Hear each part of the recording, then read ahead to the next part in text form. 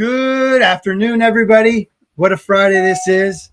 One of the best shows coming up today with Dr. Sandy Mariaki, another American hero back to back. Last show was Dr. Carey, another American hero. Today, this one, oh man, this show is going to be so educational. It's going to be so eye-opening for those that aren't awake or those that are maybe slowly like starting to question like what is really going on? Are all these conspiracy theorist people actually really right? But you're going to hear from an expert. I'm not an expert. I'm just a tool that God is using in this time in history, and I'm just hopefully answering his call. Just like this lady, you're going to hear how she got started and everything all the way to where she is at today. It's going to be exciting. You're going to hear about how to re-inhabit the republic, which is very important and everybody's going to need to listen to that. I don't even want to go into it because I've been studying ever since she's given it to me. I'm actually a member, but she'll break it down. I don't want to waste any more time. She's in the green room. She's waiting.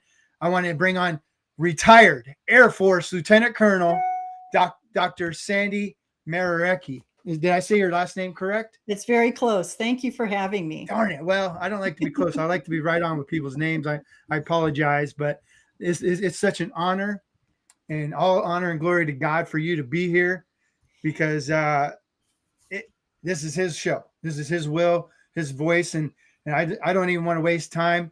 I got you here. If you can just start from the beginning, if you like, and break it down.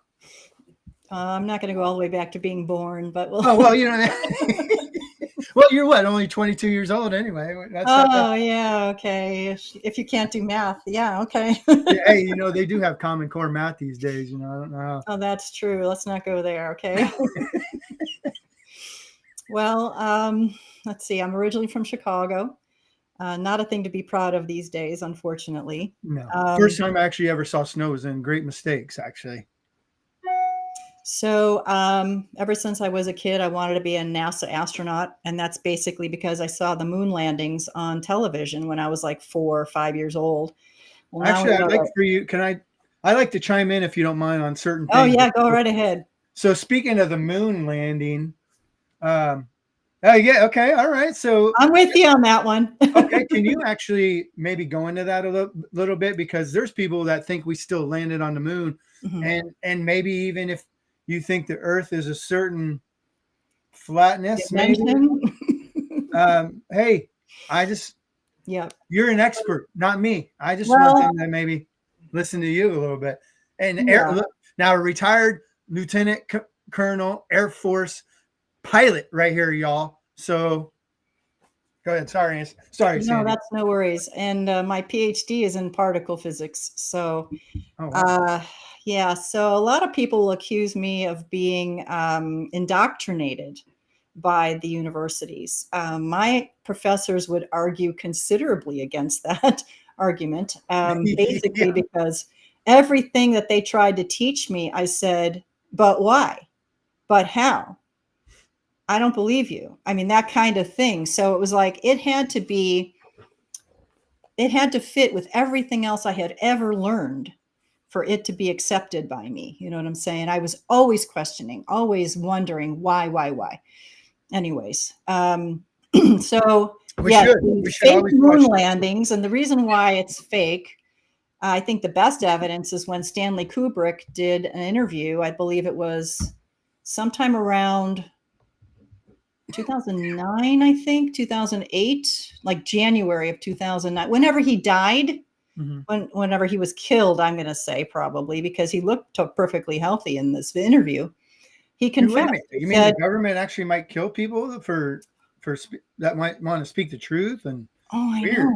It's such a shock. Yeah. I mean, Hillary Clinton,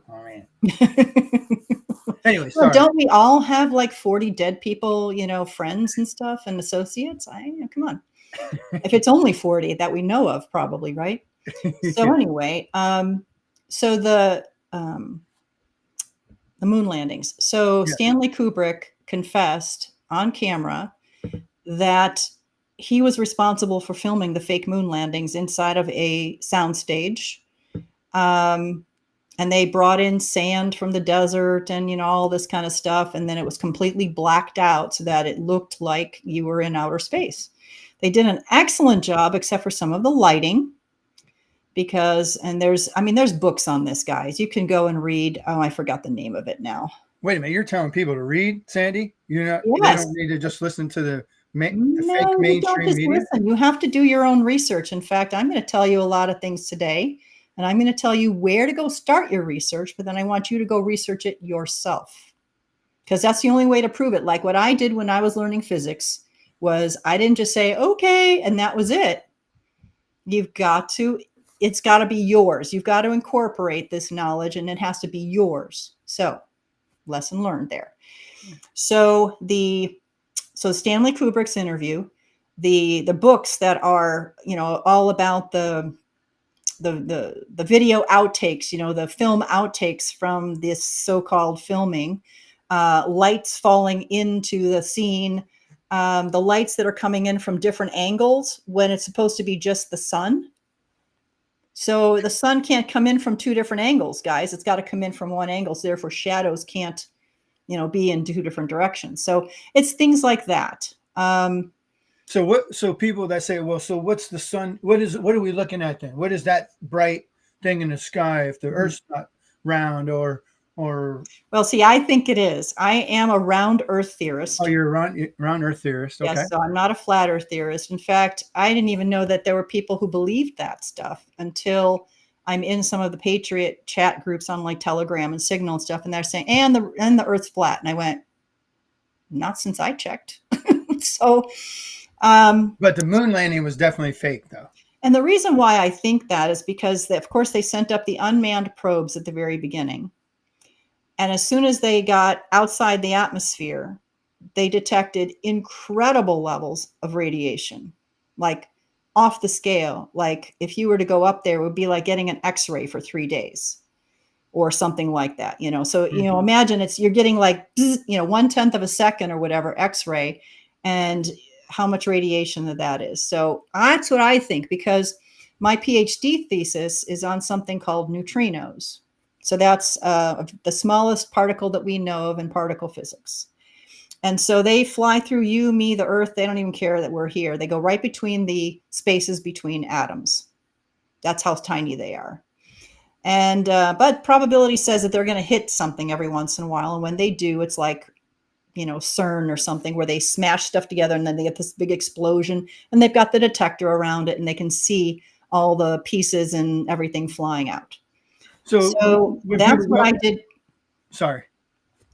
So I was just going to say that, so part of that experiment called Ice Cube at the South Pole is also detecting cosmic rays. So everything coming down from, the sky, and how many of these are actually reaching the Earth's surface, even though we have the magnetic field in the atmosphere. By the way, the atmosphere is the primary blocker of the cosmic rays that are coming in from outer space.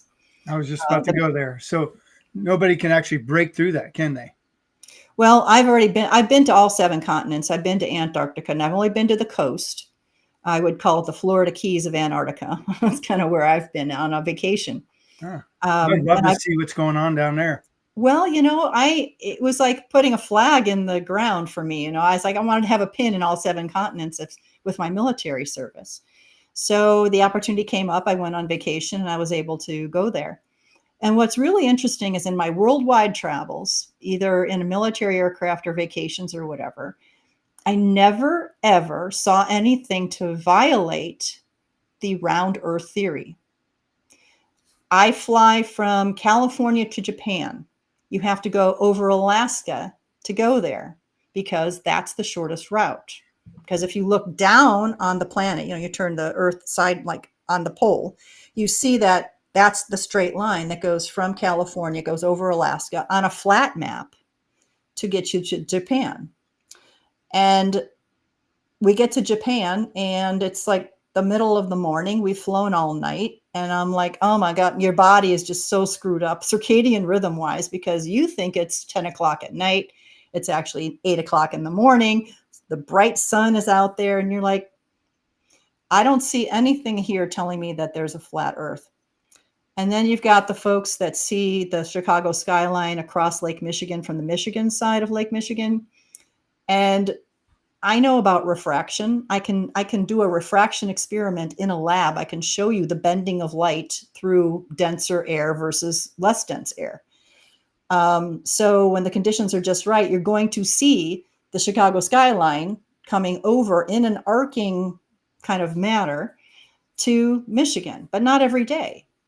And then there's this one particular example, and then we'll get off this topic. Yeah, no problem. There's somebody you wanted to be an astronaut, and I had to let you kind of dwell on it a little bit for people. So a guy who likes to go and take these photographs from the shore of Michigan when he knows the conditions are right, and he goes to the shoreline to take pictures. So he takes some pictures and he goes, that doesn't look right.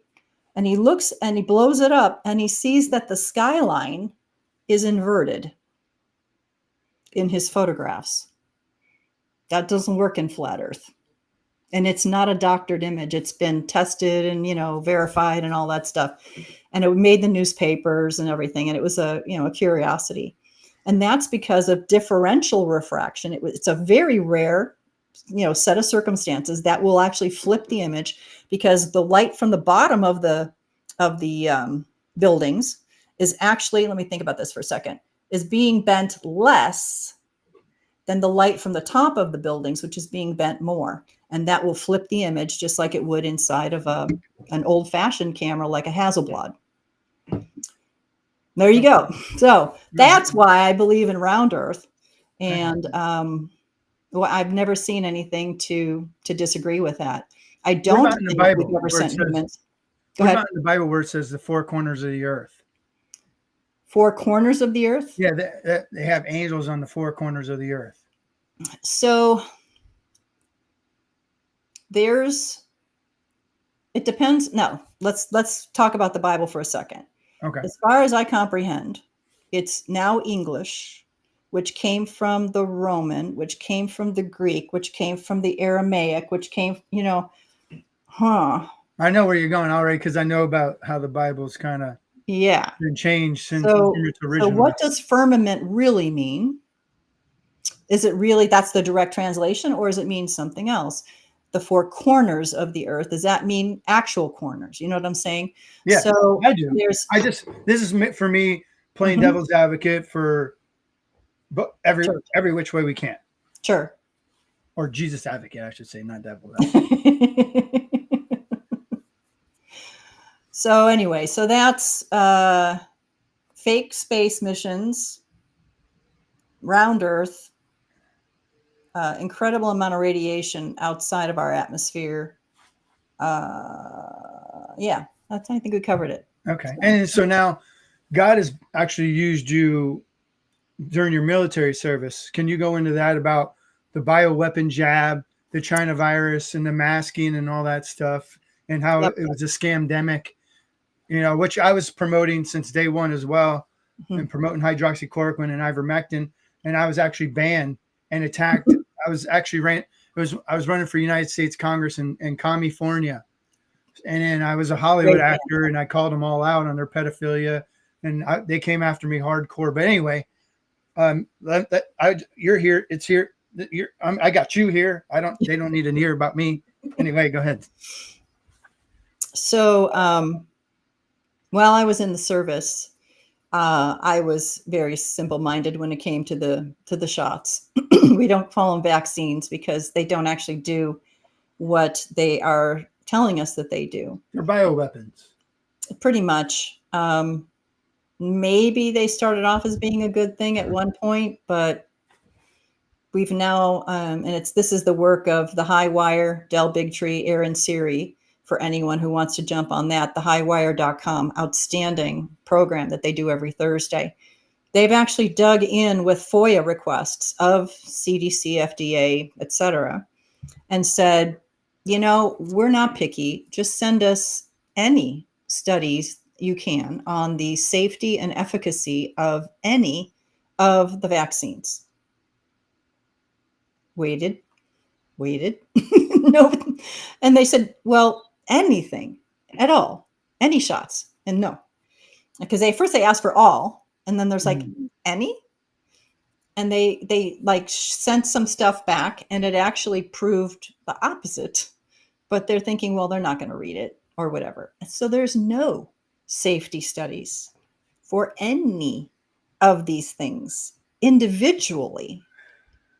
So do you think there's any combination, like MMR for the kids? There's M and there's M and there's R, and they kind of sort of faked a safety study for a couple of weeks. And then somehow they can say that they don't cause autism. See, I was going to go there. So I think with all the new, so I don't know how old you are. You probably grew up in a time when you didn't have to get as many vaccines as a kid. Correct. And now it seems like kids have to get like 100. Really, it's around 70 something. Yeah, it's between 70 and 80, depending upon the state. Yeah, and you have a high rate of autism. You have a high rate of cancer. You have a high rate of different autoimmune behaviors in children. Mm-hmm. And call me what you want. I just think they're puzzled. They're stumped. What's causing this? Big Pharma is a big cause in this. They've bought in all these politicians, doctors, Nuremberg code. Isn't this like a Nuremberg violation? Right. And now, can you go into like absolutely. Can't you go into so like when you don't provide fully informed consent? So fully informed means you've got to tell somebody exactly what's in it, what the side effects are, what are the possible risks, what are the benefits. And then you decide, and then you sign a piece of paper. That means consent. I don't know that anybody had to do that for this fake COVID thing that they just rolled out. Dr. David Martin, brilliant guy. He does patent research. I agree. I got to talk to him several times. This guy he's the man. He's got all this. He's got all the receipts on these guys, and it goes back to the 1960s that they've been planning this COVID scamdemic from the very beginning. So again, everyone go research. Wait a minute, the China virus was fake? No. Well, if there's even a virus, yeah, we don't even know that because it's never been isolated. No one can give you a sample and say, here it is. Dr. Judy Mikovits, another brilliant researcher. Yes. You got to have her, come back about every 6 months. She's got new info. Dr. Brian Artis, another one that's, got the whole, how it was a poisoning, not a virus. So yeah, the symptoms that they supposedly attributed to a cold virus, a coronavirus, because now, they're pushing this whole, maybe it did escape from the Wuhan lab. It's like, okay, so you're just trying to cover and cover. So it's a lie on top of a lie on top of a lie to cover what they did. Then you go, okay, and Dr. David Martin, Dr. Sasha Latapova, Catherine Watt, these guys have the receipts on that it was the Department of Defense, the corporate cabal Department of Defense, BARDA, DARPA, etc. We're going to get into the corporation and that actually did all this to us on purpose. Yep. So let me ask you. We can spend a whole 2 hours on just that subject. I mean, people need to know about it, Doc. Absolutely. So I'm open to whatever, but I do want you to touch on the rehabilitation of the Republic eventually, but not right now. But I want to kind of break this down a little bit more because there's a lot of people still I'm in the state of Florida, and I see some people still wearing masks. It's ridiculous. I'm like, and I feel bad. Like, I'm a believer in Jesus. I try not to ever be, I try to be as Jesus-like as possible, but I just want to tell them you're an effing idiot. Take the stupid mask off, you idiot. And I'm like, especially the ones in the car driving by themselves. I'm like, but anyway, you were actually trying to help a lot of military active duty people, weren't you? And you got, I'd like for you to kind of go into that, and we'll also. So let me bring you, 20-year service. I had planned on, 4-star general, and I wanted to be a fighter pilot and a Thunderbird and all that kind of stuff. Me too, by the way. And so I was an airman. I was bringing you in on the flight deck. You may have. Well, that was a long time ago for me. Well, let's not say it was too long for me either, but Oh yeah, anyway. you're 20 years. Well, see, I Uh-huh. was late 90s, so Mm-hmm. So, USS. You ever land on the USS Enterprise? no, Oh, okay. but I was actually on board the museum version, I guess it was the third version of the Enterprise, Oh, really? just like as a tour or whatever. Okay. Sorry. Anyway, go ahead. No, that's all right. We keep digressing. I know. My So, bad. ADD kicks it. military, Military tester bioweapons pilot, test protecting. pilot, Yeah. getting shots left and right because I didn't know any better, and was starting to have medical problems, health problems, slowly developing over time. And it wasn't until I was near retirement, and it was, I was at the 18-year point, and I was barely making it to 20 years. I had fatigue all the time. I used to be a triathlete. I could hardly walk up a flight of stairs. It's like, oh, you must be depressed. I'm like, are you serious? Listen to what you just said. How much do you get paid for giving me that Zoloft or whatever it is that you're going to offer me? I was like, oh, too bad you can't throw punch a doctor and get away with it. But anyway. Well, when the truth comes out, you never know. Might be able to. So, Crimes against humanity is a major crime. Yep. So I ended up retiring barely at 20, and had to find a different job because flying wasn't going to be working out for me anymore with everything that was going on. Because you had a vaccine injury, correct? Right? Yeah. As far as I could tell, by the time I got to the end of my career, and I'm like going back, okay, when did that happen? I was like, when was the last time I felt well? And then I started to piece it together. Well, it was after whatever they gave us when we went to Gulf War I, Part 2. Now you were trying to help other active duty members out with religious exemptions and things like Right. that, So I'm going correct? to get to that, but this is Okay. where my training came into play. Gotcha. Okay. About what is a vaccine? Is it a vaccine? What's really in it? And how come I got so sick? So now I'm treating myself, because if a doctor doesn't even know that if someone was a triathlete can't walk up a flight of stairs is not depression, Yeah. then I'm like, okay, Mr. 150 out of 200, I think I can figure this out myself. Yeah. I'm not even a doctor, and I could help you figure that out. Oh my God. So that's what I did. So I kind of gave myself, I call it my degree in natural medicine without a diploma. So, behind me here on all these bookshelves are like books and books and books about natural health and figuring this out so that I could be here today and not be in a nursing home or dead by now, which is kind of where I was headed. Can you before you go, can you tell us some of the books that you do read so people can look those up for their own health benefits as well? Well, it's actually very like pinpointed, like adrenal fatigue, heavy metal detoxing, parasites. Sorry. That's all right. It's a good thing it's not me. Phone is attached to the laptop, unfortunately. Sorry about that. Sure. Parasites, how to treat for parasites. And then finding out that most cancers are parasites.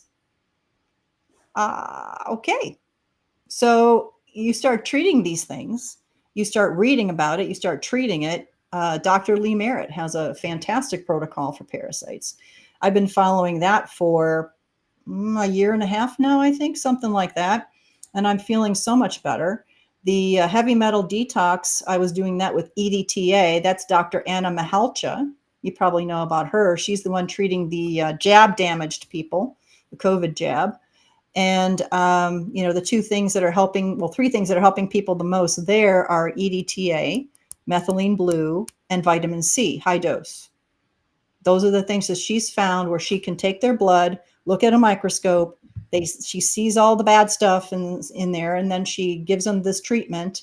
Maybe a week later, takes the blood again, and it's clean. So she's been doing the real research on that. Another lady you want to have on your show. Well, if you got her info, I'd love to have her on. So I am doing the EDTA because that's a serious heavy metal detoxer. And all of a sudden, the thyroid problem that I've hypothyroid, meaning not enough, I start getting like racing heartbeats. I'm like, okay, I've had that before where, sometimes you have to change your dose of your thyroid meds and all that. but it went from like 80 micrograms per day to 20 micrograms per day over time. That I didn't change anything else, guys. I was just taking EDTA. So I was pulling heavy metals out of my thyroid from way back because I started having these fatigue issues, the chronic fatigue name that makes you feel like you want to hit somebody because it's like, it's not fatigue. But anyway, so I had to find a new career. I couldn't be a test pilot like most people who got out of the service. They just get hired by Boeing or Lockheed or something, as a test pilot. I didn't think I could do that. So I looked for a desk job, as we call it in the Air Force. And I ended up Aren't you all Air Force guys, desk job people? I'm just teasing. I had to get my Air Force job in there. Sorry. Well, we're the ones that have the air conditioning in the desert. So yes, ma'am, you do. You can give me a smack over the head later too if I ever see you in person too. Anyway. So, now you just made me lose my train. Sorry. Now so I'm going back to school because you go through this transition program where you're changing your resume from military speak to civilian speak, so people know what you were. Squadron commander. Well, what the hell is that in a civilian world? Oh, you were CEO of a company of 200 people. Oh, okay, I get that. So during an exercise like that, I realized that I really love teaching. The Air Force recognized it. I was an instructor pilot in just about everything I flew. And I loved physics. So it seemed like a natural thing for me to teach physics somewhere. And I thought, well, I could go for a Stanford or something, but they won't appreciate my military background. Oh, Air Force Academy. And so that became the goal. I did the PhD at Berkeley, survived Berkeley. Wow. Now, I loved the university, the physics department, let's say. I loved the physics department. Very, very wonderful people. The location was a little bizarre. But anyway, I finished the PhD. I did have a lot of health issues during that time because it was very stressful, of course, doing a PhD. But right when I was starting to finish the PhD, a job opened at the Air Force Academy. I'd been watching for quite a while. This is God again, lining up everything to get me to go where I needed to go.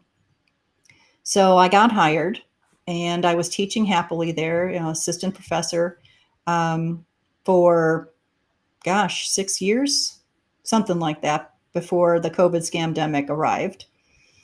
And right away, I knew something was wrong because the kids were getting sick. The teachers were getting sick. They would lose their sense of taste and smell or whatever, and they'd be over it.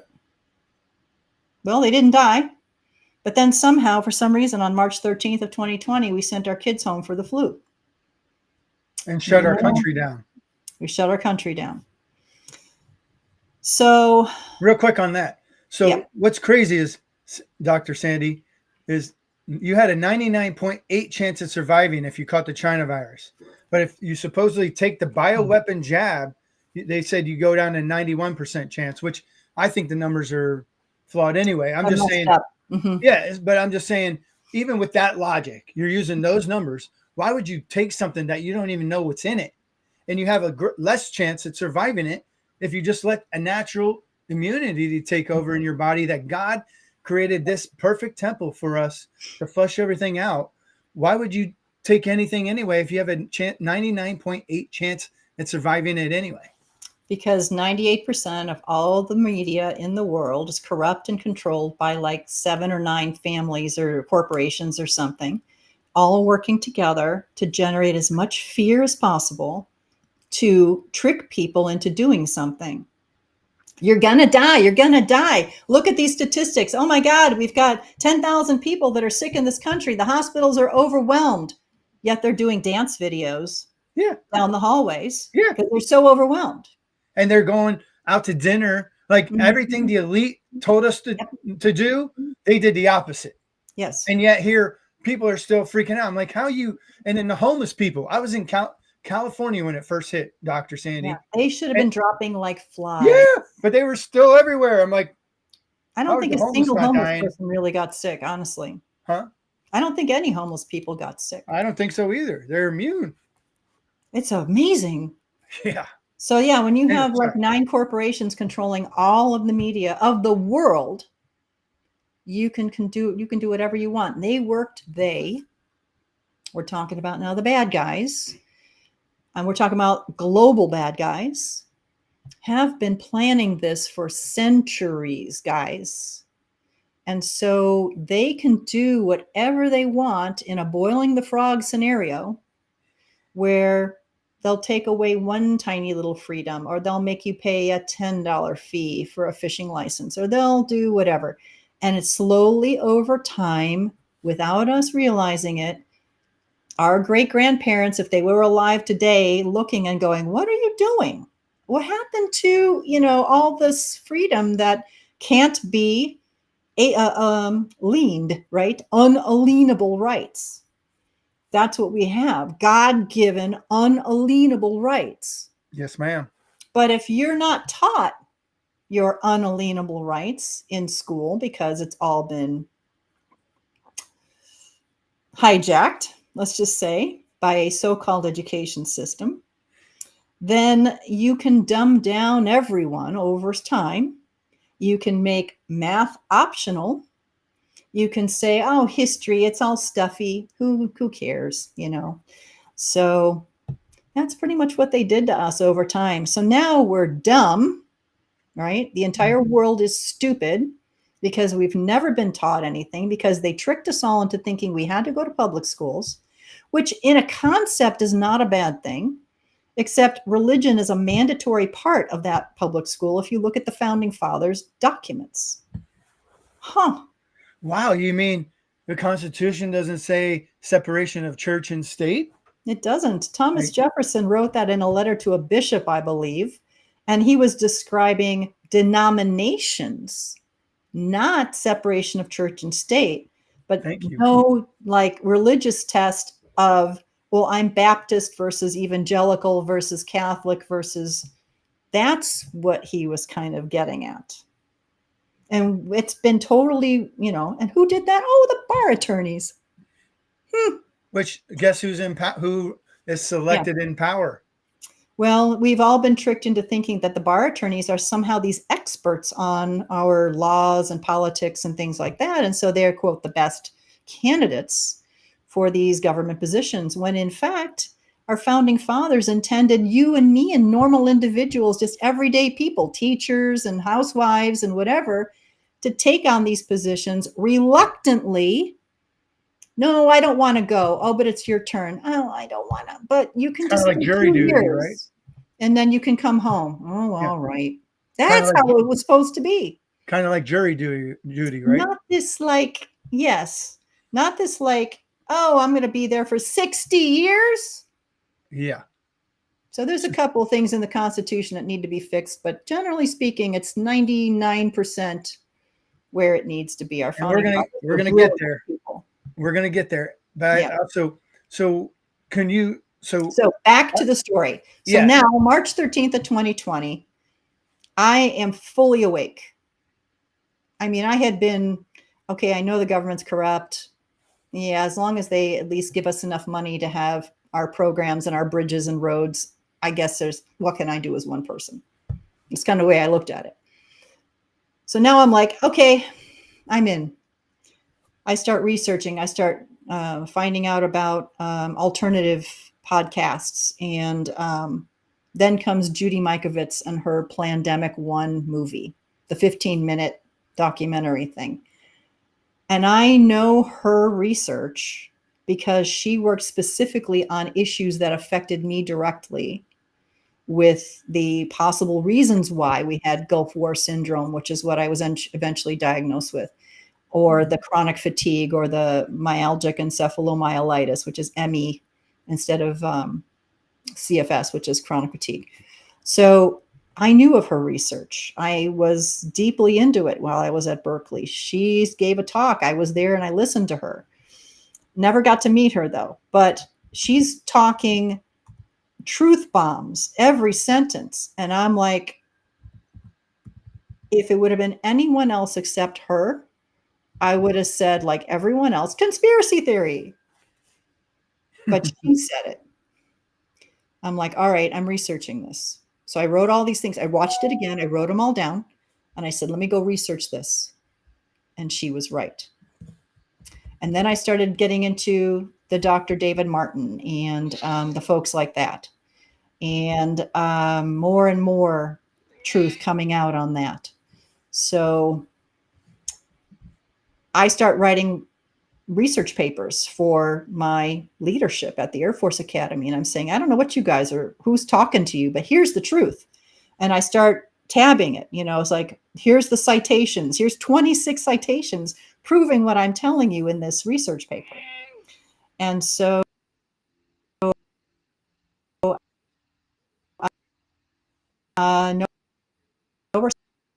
response. 3-4 weeks of, every.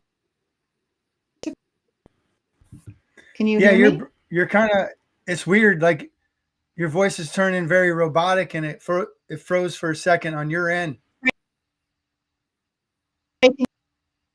Up, yeah. A warning that said low bandwidth or something. Where there's a warning?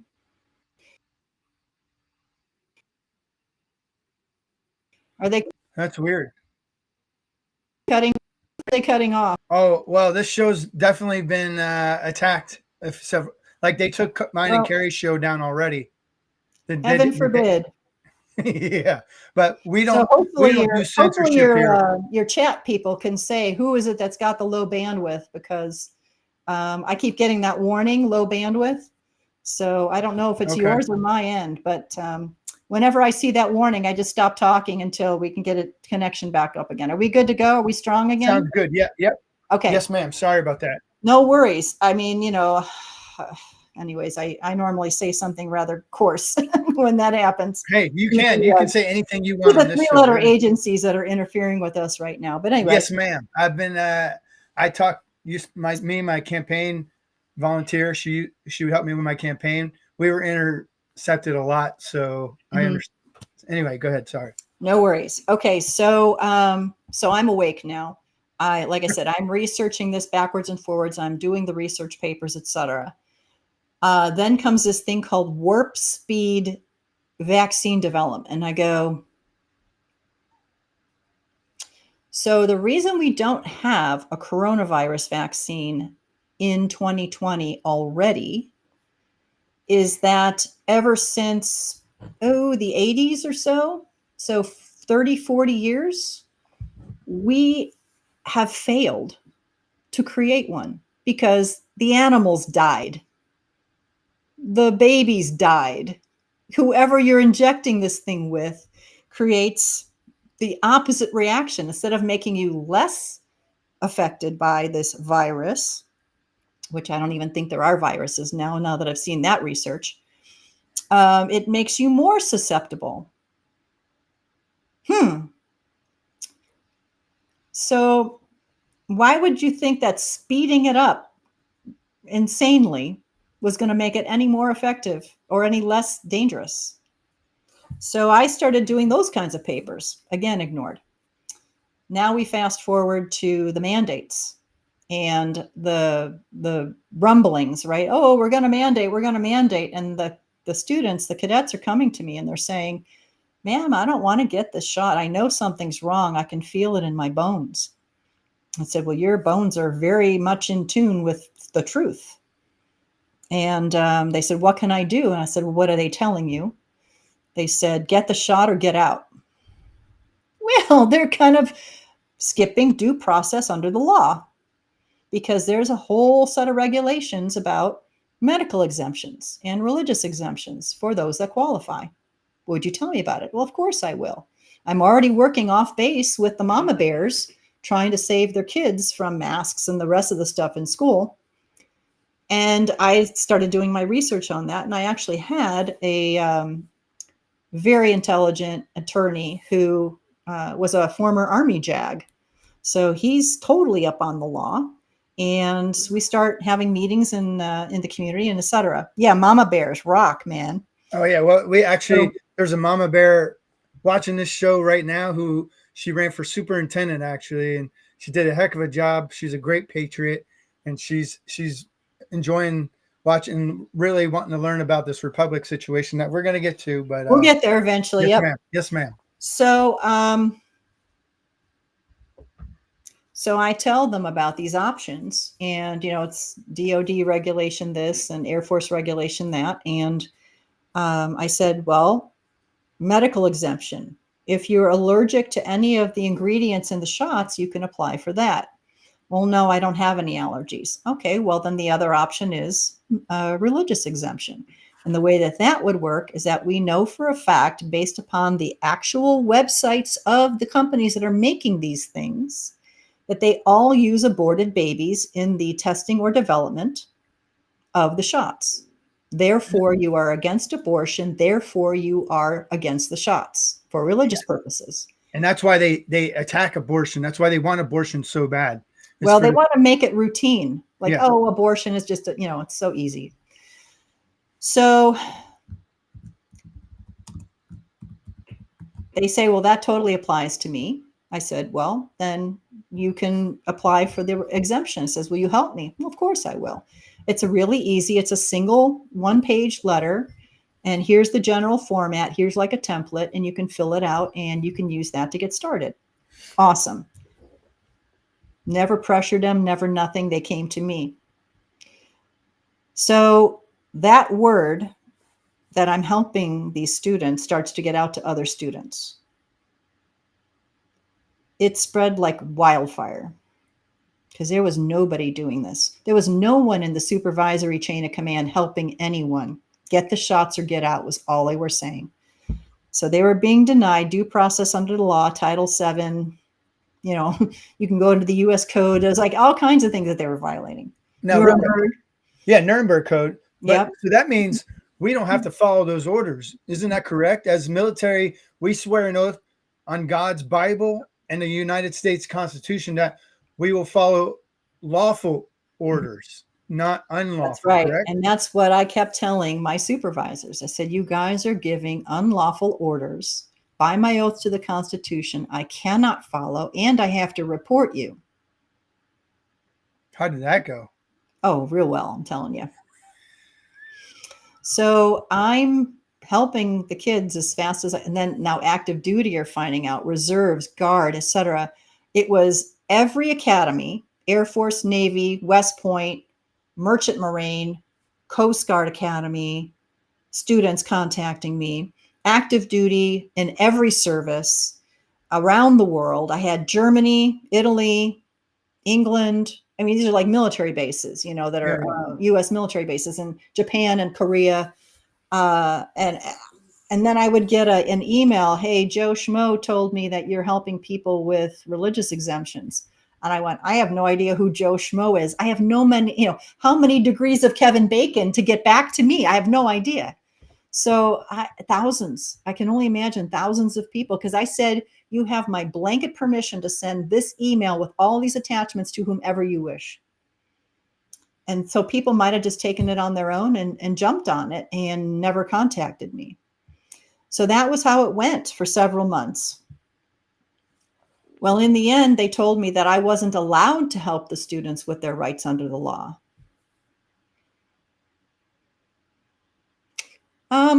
No, it's called a protected activity under the law. And I knew that. And so when they said you cannot mentor or counsel students or cadets about COVID or the mandates. Well, mentoring and counseling is like, should I take the harder math class or the easier math class? Not, here are your rights under the law. They are not the same thing. So, but I did step back and I said, all right, I've just been told that your supervisors are now helping with your exemptions. Go talk to them and report back. I'm going to take a break. So they did that, and they came back and says, no, ma'am, they're still saying the same thing. I said, okay. That was the decision I had to make at that moment, which I knew was going to have me butt heads with the supervisors of the academy. Was like, I'm back in. And I continued to help them, even though I knew that they were going to try to get me in trouble, even though I'm not disobeying their orders, because they are not giving me an order to stop their due process under the law. They're telling me to stop mentoring and counseling, which is I wasn't doing. Long story short, They relieved me of duty in January of 2022. And that's basically because I wouldn't take the shots, I wouldn't fill out their forms, and I wouldn't do any testing because all of it was emergency use experimental. Even the shots are experimental. And that's this whole dance that they did with the FDA approvals, where when you actually read it, and it's in English, guys, it's not like, I don't know how to read it. No, it says they approve the application. This is not a licensing. This is an approval of an application that they then took back like the next day. They reversed it. And you had to be paying attention to see this. But this was pressure by the DOD to get this done so that the fake Lloyd Austin, who doesn't have an oath of office, we've done that. Todd Callender and Lisa McGee have done the FOIAs, and they know this. Lloyd Austin has no oath of office, which means he is not the Secretary of Defense, which means he's committing espionage because that oath then granted him the security clearance to do all the things and to make these decisions. And now he is guilty of murder for mandating these shots on people that have now died. So, in summary, will he be held accountable? Will Fauci be held accountable? Yes, he will. So people know. Now, I don't know about you guys, but a conspiracy theorist is actually a pay attentionist. I'm a pay attentionist. And I don't know about you, but this prostate surgery that he had back in, I don't know what it was, April or something. Yes. The guy that went in isn't the same guy that's on television nowadays. Amen. You just look at the two pictures. I mean, it's like Biden. It's like Kamala. It's like the rest of them. Yep. Who's the mask? And you can see the little mask flapping out of their shirt. It's like, yes, ma'am. You're blowing people's minds, Doc. You're blowing people's minds. You're like, there's no way. This lady's off for rocker, just like Brian Perras is. This lady, Brian brought in some crazy lady too. Well, what's interesting is you just have to look for yourself. Go watch the videos of these people speaking on CNN or whatever. Anthony Fauci. He's got the little flappy mask thing coming out of his neck. Yep. What the heck is that? So, hello. So you got to explain that. Was he just taking a vacation in Bermuda and he didn't want to not do the CNN interview, so he put in a stand-in with the mask? It's all a show. Yeah, Michelle. A clown show, a big clown show for distraction. I call it the Truman Show. So me too. I have too. Thank you. The one reason to go watch Netflix. Otherwise, cancel your subscriptions, everybody. The Truman Show. John Kerry. Yeah. A baby raised on a screen, a sound stage. Yep. Where they make the whole town inside this giant hangar. And they raise this baby with these fake actors. And they keep them in check with fear. I've posted this that we're in the Truman Show and people don't. We are. And Trump keeps saying central casting. Yes. He even says it. It's a show. And then so let me ask you. The show. Yep. The congressman that represents my district, I actually ran against him and called him out for he posted on his page with a mask on, getting the bioweapon jab, saying it's FDA approved. And how do we now? This is where we're going to maybe go into the Republic on how we hold them all accountable, because this is where I really want you to break it down. I've been reading and studying up on it. I'm a member. I'm actually a clerk of court now for the Republic here in Florida. Awesome. And you're the governor of Texas, actually, interim now. Interim governor of Texas. That's right. And so thank you. It's great to have a governor of Texas on the show. But anyway, let's break into this now. So to hold all these people accountable, we must re-inhabit our republic, correct? Right. So the last sentence in that story is eventually they had to lie to get rid of me because I told them that they can't mandate a civilian, which is what I was, a civilian professor, to do anything. They can try to wrap it into the military, but even that they didn't have authority to do. And I showed them the regulation that said you can't. So they relieved me of duty, January of 2022. And then the court cases, not mine, but other people's court cases that brought lawsuits against the mandates and said, you can't do this. And then the judges started to say, you can't do this. So I'm like, I'm right. You guys, I'm right. Well, when they relieved me of duty, I said, that's it. IG, and so now it's Inspector General complaints, which is all I could do. So I went all the way to the DOD level, filed 9 Inspector General complaints, my entire chain of command, and I went sideways and got a couple of the other guys as well for breaking their oaths to the Constitution and violating federal statutes and Title 10, Title 7. I mean, you name it. It was a long list. And so nothing, of course, ever happened to that. But I did my duty. I told them, nope, you're giving me an illegal order. And I filed my Inspector General complaints. Those eventually came on base. And then it became whistleblower retaliation because I became a whistleblower as soon as that happened. In the end, they had to lie because I was right on everything. The law was behind me 100%. So instead, they had to paint me as a domestic terrorist. Sandy said she wants to bring her gun on campus. Character assassination. Sandy said she's building a bunker in Texas. Sandy said she wants to kill Democrats. Conduct unbecoming. So that, and then also the, failing to follow an order to stop mentoring and counseling students about COVID mandates, which I never did. So I never had to stop. But that's how they fired me September of 2022. Now, how did I get involved in the Republic? During that summer, I knew what they were doing. Oh, hang on. Everybody grab a pen and a paper right now so you can write some of this stuff down. We will post links and stuff after the show, but really pay attention right now to what Dr. Sandy, the governor of Texas, is about to say. So I'm praying to God. Sorry. God, I know you brought me here to this Air Force Academy, to this job, and now I'm getting fired.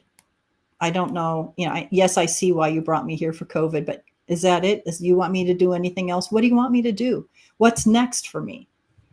And so randomly, within 3 weeks of each other, 2 sets of individuals came into my life. And I had been introduced to this republic about a year earlier. And it was truth bomb after truth bomb. I'm listening to this gentleman tell me about the republic. And so I'm hearing these key words coming out of these people that I'm meeting randomly. And I'm like, are you with the republic? And they go, why, yes, I am. Or yes, we are. I'm like, oh, well, the first time that happened, I'm like, okay, God, that was probably a coincidence. Please tell me what you want me to do. Please, please. And then the second one happened. And I went, boom, sledgehammer. Okay, I got it. You want me in the republic. All right. And so here I am. Can I, real quick, before you keep going? So now I call people out all the time when they use the D word. It drives me insane. The democracy word. That to me, that means you're signaling to the corporation, hey, I'm part of the corporation. Right. Communism. Correct, right? Communism, correct? That's the cabal, yeah. Yes. Because the most infiltrated group is the Democrats in this country. The second most infiltrated group is the Republicans. They are actually working together. Yes. As a uniparty, yes. If you want to call them that. They are all controlled. Yes. They all have blackmail or, threats or whatever, Through human and child sex trafficking, I think. I think it's through the trafficking of the children and everything. They could be at a party. I can think of 12 or something different ways of how they could get these guys. Yeah. But you can only imagine that they slip something in a drink at a party. They put them naked in a bed with a kid. They do some sort of video and they say, we're going to release this unless you do everything we tell you. There's that option. Then there's the option where they actually are pedophiles and they're videotaped like an Epstein Island kind of a thing. Or they are threatened and say, you are going to do what we tell you, or we're going to kill your children, your family, your wife, your parents, your, whatever. And it just goes on from there, or some combination. Or if you do what we tell you, we will give you lots of money. So it's a combination, I think, of that. And it could be very well, you and me you could have been elected. And guess what? You would have been called on the very first day after you took your oath and you said, this is how it is. Well, So God was protecting me, Doc. You're going to have to make a decision at that point. So now you are serving the real republic, which is what you thought you were going to be serving when you were. No, I knew I was going into the corporation when I ran. I'll be honest. When I ran, I'll be real blunt as possible with you, which I have been. I didn't think I'd get elected because I saw God's vision for me that He would put me in the republic, a position in the republic, actually. But this was more about speaking the word, standing on the principles of everything, and being slightly taking bullets like President Trump, not like President Trump and Jesus Christ, not to compare myself to the greatest of all time or anything. I'm just meaning he'll always be the most persecuted man that ever walked this earth is Jesus Christ. No one will ever be that. But I'm just meaning like you've been persecuted. Dr. Carey was persecuted. Anyway, but I don't mean to take away. I wanted people to really understand the republic versus the democracy, because democracy is garbage. It's communism. The republic is individual civil liberty rights. Each and every person has unalienable rights. So anyway, sorry, Doc, go ahead. No, that's all right. So our founding fathers absolutely hated democracies because they always failed by their policies. They usually committed suicide, imploded, however you want to look at it. Just like the one that's happening right now, because we have a democracy. They tricked us into it. They took over, and it's communism, it's tyranny, it's despotism, it's an empire. Now we've got Darth Vader, running the DOD. It's insane. And we can laugh now because we know it's the Truman Show. But anyway, so So let's get into the republic. So that initial conversation that I had was actually with the governor of Colorado in the republic. And he was dropping truth bombs on me, which essentially was the story of how we lost the republic and then how patriots just like us got it back in 2010. Now, can you tell people when we actually lost it? Because many people don't know. So there's a lot of arguments about, boiling the frog. We can go into the whole, step-by-step little bits. But for sure, 100%, there's no argument that the Organic Act of 1871 incorporated the 10 square mile known as Washington, D.C. Well, they couldn't do that. That violated the Constitution. Well, why would they do something like that? Well, the Civil War, 1861 to 1865. Lincoln was president then, right? Lincoln was president, would bankrupted the whole United States. So, of course, the banksters, gangster bankers always fund both sides of the war. They usually instigate the war. They'll, whisper, hey, you need to attack this guy, or whisper, this guy's about to attack you. And then they can start a war. So that happens all the time. And so they fund both sides. So now the North is getting funded by the banksters. The South is getting funded by the banksters. They're, being, angered by each other's actions. Who knows if Fort Sumter was really the South, or was it the banksters pretending to be the South? I mean, it could have been a Tea Party thing all over again. Who knows? But all we know is that the war started. The states were leaving the Union. And once the war was over, 1865, the North beat the South. And so now the North incorporates all the South's debt on top of the North's debt. That came due 1870, 1871. And the banksters said, pay up. And the U.S. went, we still haven't reconstructed our country, because the banksters and bar attorneys were getting in the way of the reconstruction of the country.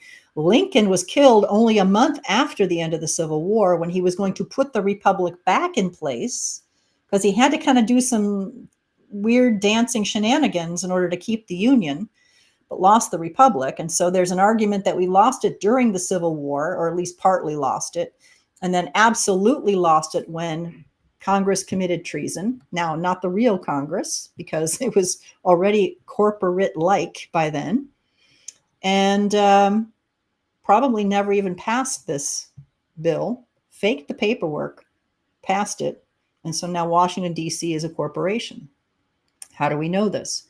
Well, you can go into the U.S. Code 28 U.S.C. 3002, paragraph 15. 28 U.S.C. 3002, paragraph 15. The United States means a federal corporation. If it's not true, why would they put that there? So that's the, like, hit you in the head with a hammer kind of thing. It's a corporation. Well, if now our national government is a corporation, what does that mean about the states? Well, the states are actual republics trying to do business with a corporation. Well, that won't work. So we have to trick the states into also becoming corporations. However they did that, threats, getting their bank, the bankster bar attorneys voted in as governors, and then they eventually took over the state legislatures. It probably took 10 years or something, 15 years, to eventually get all the states to be corporations. Well, now the states are corporations. What happens to the counties? Same thing. So the state said, hey, counties, there's this great thing called corporation. You all need to do it too. Threats, payments, whatever it was, the entire republic is replaced by corporations. And the way that you know that, first of all, 28 U.S.C. 3002, but you can go on a website called Dun & Bradstreet, dnb.com, and that's where all the international corporations are registered.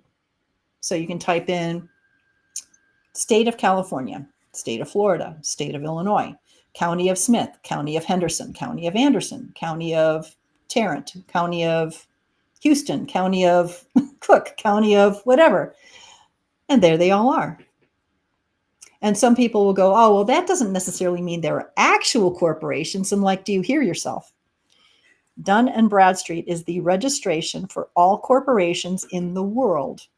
You can find India, United States, South Africa, Australia. They're all in there. You have to register your corporation. I did a video on this. It's called How to Save America, Re-Inhabited Republic. You can look this up on Odyssey, Rumble. There's a whole bunch of different places. Our website, the Republic website, has it on there. Yep. I actually ordered them. They're coming in. I get them tomorrow, by the way. Oh, the books. Yeah, mine are right up there. So this is all, I'm overwhelmed when I'm hearing this news, but that's how I knew the Republic words. So 2008 timeframe, we have a group of patriots. James Timothy Turner is Constitution Radio, teaching Constitution classes. He'll actually go and, for a weekend, teach the Constitution to a group of like 40 or 50 or 100, however many you want. And then they take up a collection, and he hopes to get his travel expenses. But, that was pretty much what he was doing. So the military, good guys, approach Tim Turner. And they say, and some of his colleagues. Now, just so people know, Tim Turner is the president of the Republic at this time, correct? So he was. We'll get to the. I'm saying at this time. At this particular moment, yes. In 2008, this was just, like Patriots for America, Constitution classes and stuff. There was nothing. Okay. And so the military approaches them, good guys, and they say, we have a problem. We need you to reseat the Republic because President Bush Sr. signed an executive order during his administration that said that if the United States does not have a lawful government before April 1st of 2010,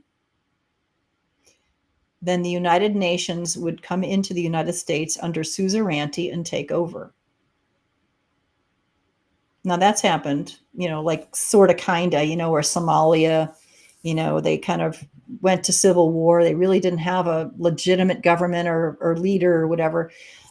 So there's kind of some precedent for that. But suzerainty is the name of the actual status or method for taking over a country. Which they're trying to do that today. They're trying to So they tried to do that. That was the President Bush's executive order, and April 1st of 2010 was the deadline. So Tim Turner and his associates, all of his colleagues, patriots, he just puts out the blast on the Constitution radio and he gets everyone activated. And they said, we got to figure this out. So they scour every archives. They go to their individual state archives. They're looking at founding fathers' original documents. They're in Philadelphia. Of course, that was our original capital, and et cetera. And so they're going through all of this, the archives in the Washington, D.C., and they're trying to figure out what happened to that republic. The one that we originally given, where did it go? Was it abandoned only, or was it abolished and it's gone? In which case that would change how they were going to restore the original republic. Well, in scouring all the documents, this is months and months of research and multiple people doing this. They did not find any evidence in all the congressional records and everything that the republic was ever abolished. It was only abandoned. So literally what had happened, and Lincoln started this when he did a thing called executive government. And that was so he could keep the Union going, even though the Republic would be kind of on hold for a while under martial law. As he took all the people out of the seats of the Republic and moved them all over into identical seats over here in the corporation, thing he called executive government. And then that just perpetuated with the Act of 1871, and then it solidified. So now these seats over here are just empty. And they all have, Iowa senator, governor of Florida, it's all the names or the positions are still on all these chairs, but now the people are over here. And the American people had no idea that this had just happened, that this was like a magician's thing, sleight of hand. So now they're hijacking the actual government of America, pretending to be the Republic or the government of America.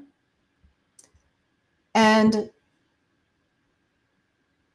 we don't know anything because they did it on such an underhanded kind of a thing until now the military, who knows all of this, because they kind of were the trustees of this sort of. So now who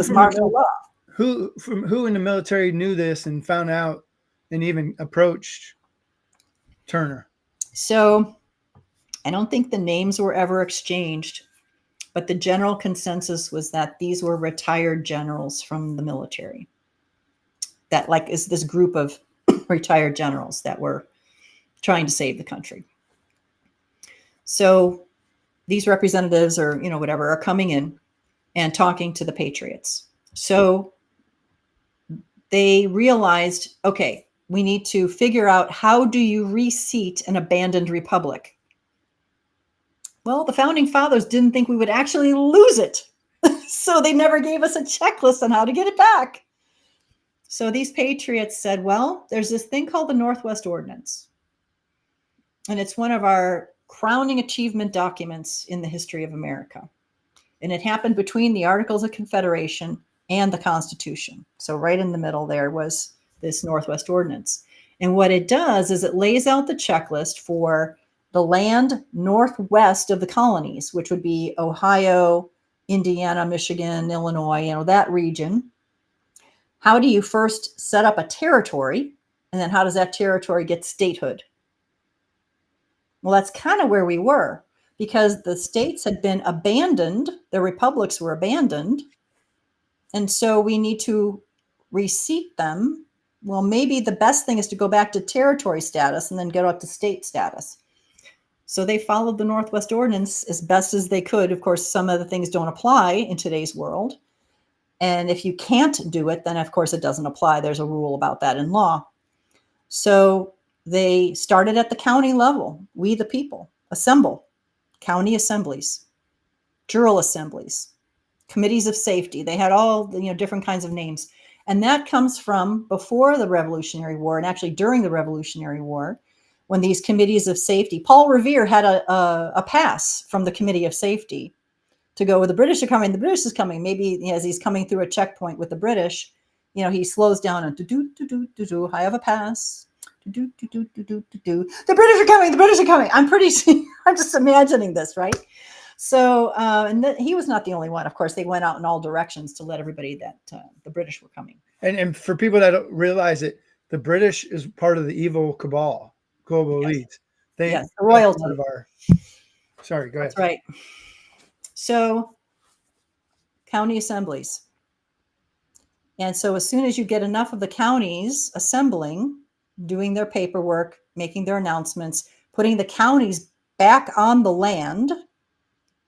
So they were, maritime corporate jurisdiction. This is the law of the sea, is what corporations follow.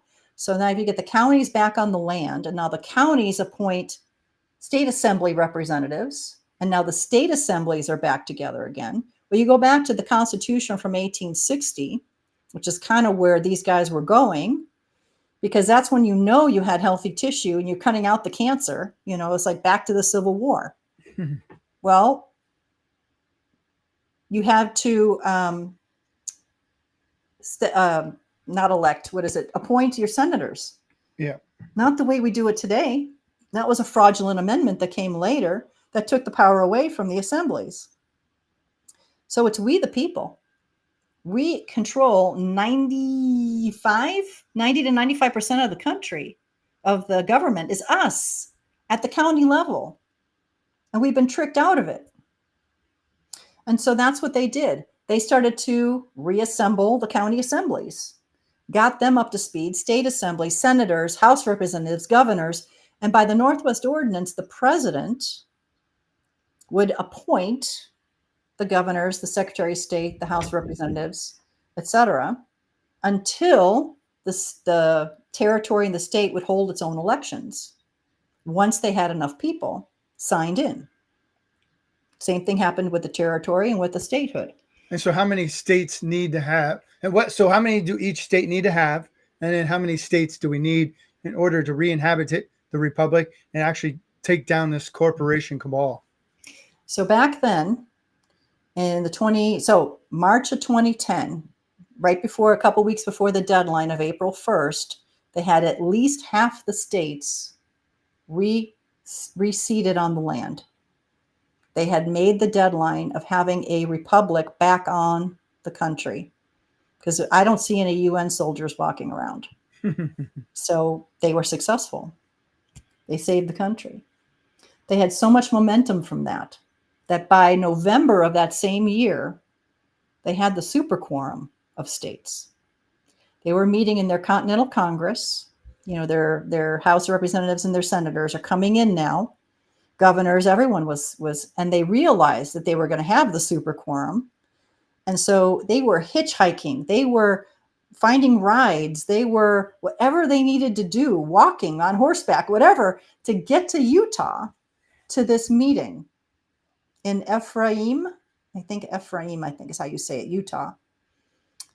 And that's where they signed the Declaration of Sovereign Intent, kind of like a new Declaration of Independence, reseating the republic for the United States. President Trump signed that as well?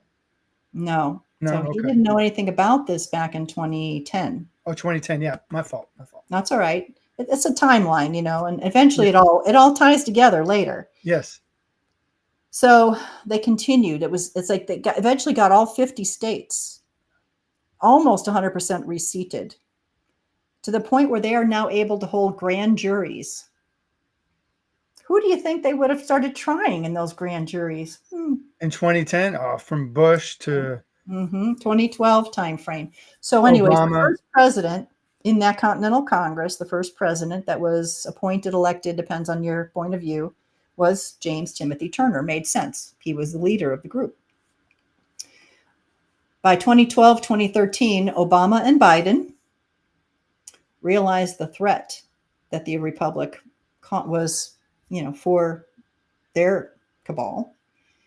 So they sent in the 3 letters: professional infiltrators, FBI, CIA, IRS, probably everybody, and started to trick the people into doing things they shouldn't have done because it broke legal statutes, not law, but legal statutes. And so then with the infiltrators also saying, oh, well, we need to do it this way. I know the Constitution says that, but we need to do it this way because, and some people went, oh, yeah, okay, because they didn't know any better, because there wasn't enough of an education system then. In any case, by 2013, it was being ripped apart. Then they kidnapped Tim Turner. Said it was an arrest, but they just made stuff up. I don't even think they had an arrest warrant. They just bashed down his door and took him. So we call it kidnapped.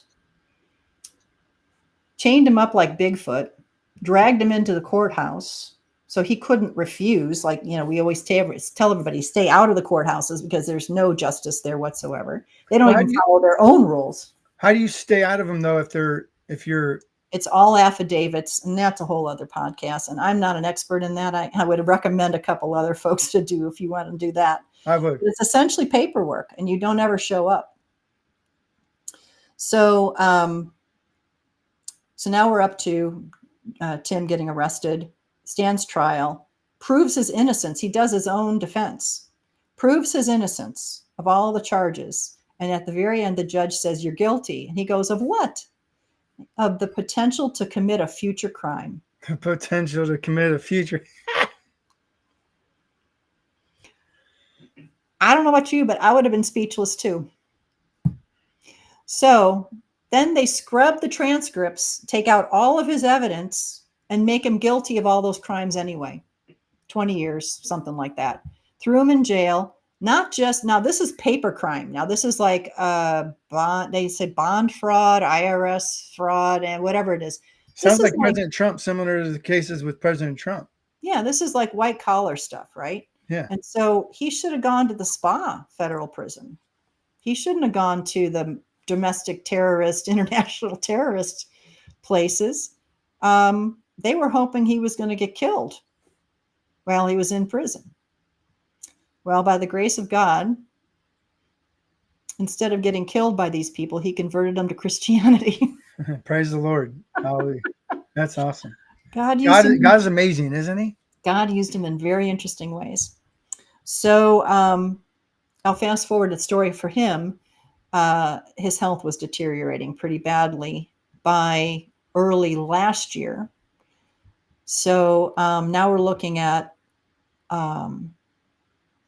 April of 2023, and it's a whole bunch of paperwork and hurdles to jump and everything, but he's finally released under the CARES Act for health reasons. So now he's under house arrest with the ankle jewelry in his own home where he can get proper medical care, proper food, and everything else. And so his health is improving, but he's, doesn't have a First Amendment, apparently. They're still screwing with him. So when Tim was kidnapped, there had to be a president, just like any, if he had been, kidnapped or whatever by a foreign power, which is what happened, right? Because the government is not a government; it's a corporation, foreign power, owned by the banksters and the Vatican. So, yep, the Pope, baby. Yeah, that's who's, screwing with us. And that's where all of our money goes. When you pay the IRS, it doesn't go to the country. It goes to the Vatican. It goes to the Bank of London and anyone else, the International Monetary Fund and all those folks. It's not ours. And no wonder why we're so poor. You drive through a rural area of Texas or Arkansas or anywhere, and all you see are dilapidated homes. And people think of America as this big, glowing, wonderful place, out in the world. But, we're broke. But then again, we're paying over 50% of our income, which is not, in taxes and fees and whatever. And so it's just it's a death circle, So you have too much debt. So therefore you have to work 2 jobs. So, your kids are in public schools, corrupted. And it just keeps going, spiraling out of control. And your health goes down the tubes, etc. It's a death care, not health care. Another whole podcast. So. Well, we got a lot of shows ahead of us, it looks like, Sandy. So we've got a problem because we don't have a president of the republic. And all the people scattered back in the 2012 to 2013 timeframe when the infiltration came, because they didn't just kidnap Tim. They kidnapped a lot of other people, governors and senators and whatever, like come on, random sort of. And, they're like, well, I have a family. I can't be arrested, et cetera. And so it broke up the Republic quite badly. In Tim's trial, the FBI said in their testimony that they estimated there were 22 million followers of the Republic and of Tim Turner and his radio show. 22 million people, Americans, who knew about the Republic and supported it. Wow. Down to about 100, 150 maybe. Core people, the remnant that held the Republic together. Because of the infiltrators, it had to go down a couple of levels in the line of succession until they came upon the Senate President pro tempore, James Buchanan Geiger. And so Jim Geiger has been the president ever since. With Tim out of prison, he's actually the Attorney General, which we're probably going to rename Solicitor General because attorney's just got a bad name. Yeah, good.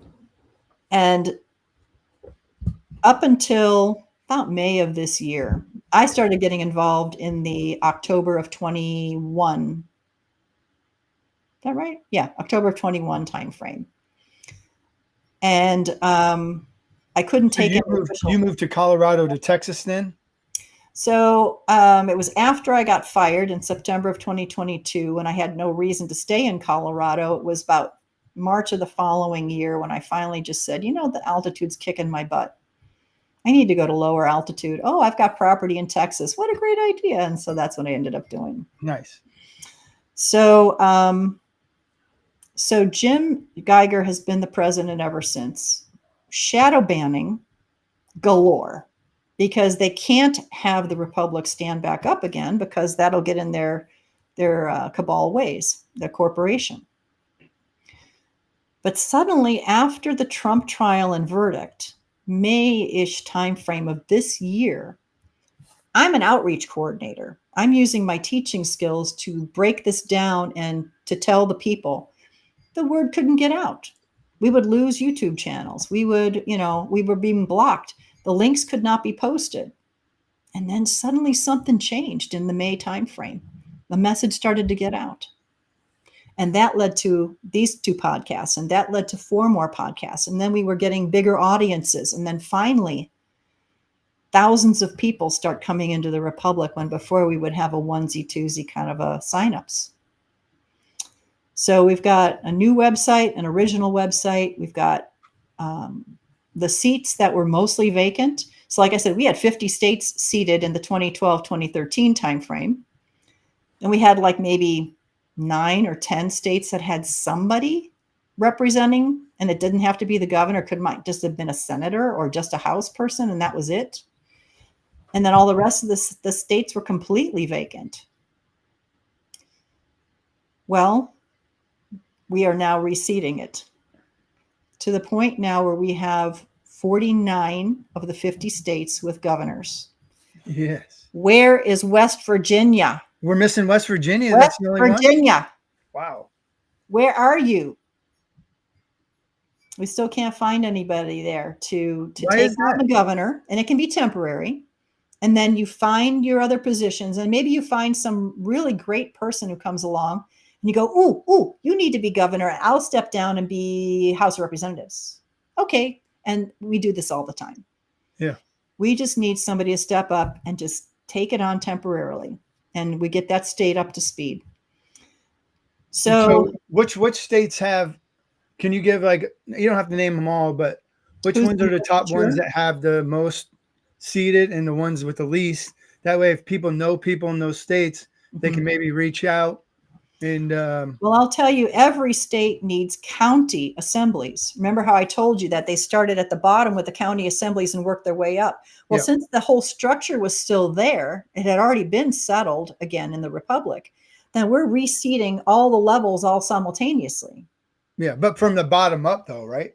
Well, I mean, that was the original way it was reseated. But since it had already been done and the Republic didn't go away, then all we have to do is just put people back in those same seats that had been reset. Okay. So we've been filling the top, we've been filling the bottom. Sometimes it's one or the other. So we need the county people the most. And you just sign up on our website and you say, I'm interested in helping. I want to volunteer or whatever. What you're doing on the website is you're signing up as an elector. which means I know what the Republic is and I'm signing up to be with the Republic. It doesn't mean that you are not allowed to be a voter. A voter and elector are not the same thing. You can be a voter in the corporate election on November 5th, because that's still the corporation, should it occur the way it is right now. Now, real quick on that, Sandy, don't you think we'll go back into martial law since our republic was taken over by martial law and the corporation? Don't we have to go back into martial law to rehabit our republic and then do the 120-day election process? Well, it's funny. You may or may not be able to find when the martial law was lifted. The last 4 or so times when we've said that we've had martial law, did we ever stop the martial law from the Civil War? Maybe. Did we ever stop the martial law from all the other emergencies and national crises and whatever? I mean, what keeps happening since like the 1980s? The war on drugs, the war on terrorism, the war on blah, then one, the war on homelessness, the war on what? And that's to keep the martial law going. So what's the when website? did we ever not have martial law? Yeah, but you are correct. There's going to be no kidding martial law that has to come into play, because this corporation has to be removed. The only way is the military. Otherwise, it's we the people in the militias. And that is the last absolute resort. Of course, we have that option because they have not been able to take away our weapons. The Second Amendment is still holding strong, stronger than ever, I would imagine, if you look at gun sales and ammunition sales. Okay, so now how do people get involved? There's people in my county, great patriots, Sandy, that I've always been searching and asking God, how do we make this action? How do we get involved? How do we take back this republic? And some of them are watching right now. Yeah. They want to know, how do I get seated? How do I get participated and involved? And what in each state, 30,000, right? 30,000 people. So there's a special way that we can do that. So there's the hard way is one woman or man signs up on the website. We go 1. Another woman or man signs up 2. That's the hard way. The easy way is county assemblies, because what happens is you only need like 5 people in a county. They come together, meet at someone's house or at the library or the whatever, in one of the meeting rooms, and you decide, let's stand up our county on the land, de jure. Well, you need paperwork called covenants. Covenants? Covenants. Okay. And so we've got examples, like templates that a county can use, and then they can adjust it for their conditions and whatever. It's like, oh, we don't like that line, but we want to put this line in. That's totally okay. So where can they find those? Where can they find those templates? On our website. Okay. And so when those 5 people follow the little checklist of the things that you need to do to settle that county on the land, once it's filed appropriately, you just freed the entire county. If you have 500,000 people in your county, you just put 500,000 people into your state in the republic. Bing! Don't have to go 1, 2, you go 500,000. And that's just 5 people assembling and going on the website to get this paperwork and filing it correctly, correct? That's right. And what ends up happening then from then on is that county assembly is the government. Everybody in that county goes to the county assembly once a month or whenever it is you have your meetings. And you talk about, this bridge is terrible. We have so many potholes. Let's get rid of this school. It's a dump.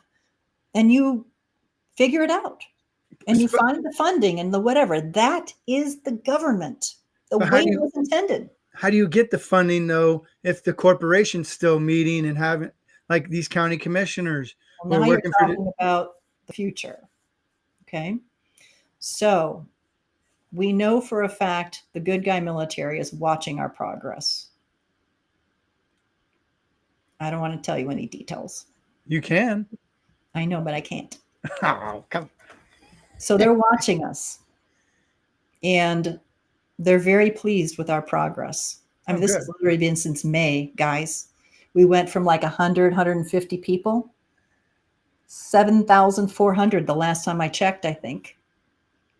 That's on the website signed up. So not everybody is probably doing that. That's already helping out at the county level. Now we'd love to have them all sign up because we can keep track, but it just keeps growing and growing and growing. And it's biblical watching this happen in real time because I'm doing this outreach. And then of course I coordinate the volunteers and make sure that the Iowa one goes to Iowa and the Florida ones go to Florida and all that. And then the governors, the interim governors that are saying, okay, you need to be senator, you need to be justice, etc.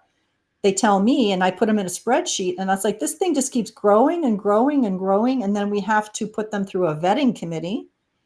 So, is this a good fit for you? Is it a good fit for the Republic? If you come in and you take this position, trying to catch infiltrators, but what's really insane is that these infiltrators, I don't think they realize that they're committing treason if they try to come in to disrupt this republic, because you are literally committing a crime against your government if you do this. I don't think they comprehend that, because there's a serious punishment for that written into the Constitution. And Public that hangings, is the right? thing. This republic follows the Constitution. You may not agree with everything that's in the Constitution. Our whole purpose is to get this republic reseated as it was in 1860, essentially. So everything after that is pretty much trash. Obsolete. No United Nations, no NATO, no Federal Reserve, no IRS, no property Department tax, of Education. no income tax, no Department of Education, no CDC, no FDA, Okay, that's where we're going. We're going to have to step it down, right? We can't just go. So, plus we have to save all that for evidence for the military tribunals. Yes, ma'am. So, man, I want to be there to be. So this is what you would get involved in. We know there's problems with the Constitution. Term limits. I think we are all like, term limits. We need to have that in there. The founding fathers just assumed that everyone would think that taking an office was like a booger on your finger, and that's like, I don't want to do that. No, they've turned it, they've corrupted it into this, political ruling class. Not going to happen anymore. So if you are on board with at least the Constitution the way it stands, all of what I just told you has already been filed in the appropriate international systems.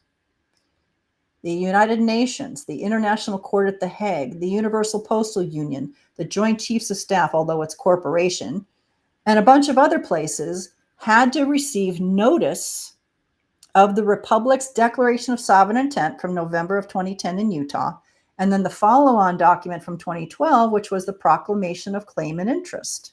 What is that? Well, that says, hey, Cabal Corporation, you stole all this stuff from the American people and from the Republic. We're taking it back in this document. All the land, all the resources, all the animals, all the air, all the oil, all the dirt, the bugs, whatever. And it's being held in trust by this document that's been filed in these international systems. And all we need are the people. Where is we the people that want this back? Once we get the Republic back in place, then we can have the debates, the conventions, the conferences, the continental congresses,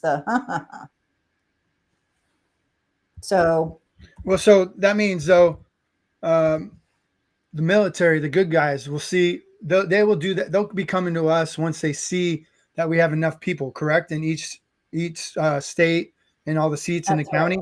That's now, where do people go to even the website? Where can people check these websites out? We're going to still touch on things, but I still want people to know the website. I'm going to post them too, but just so you can say it.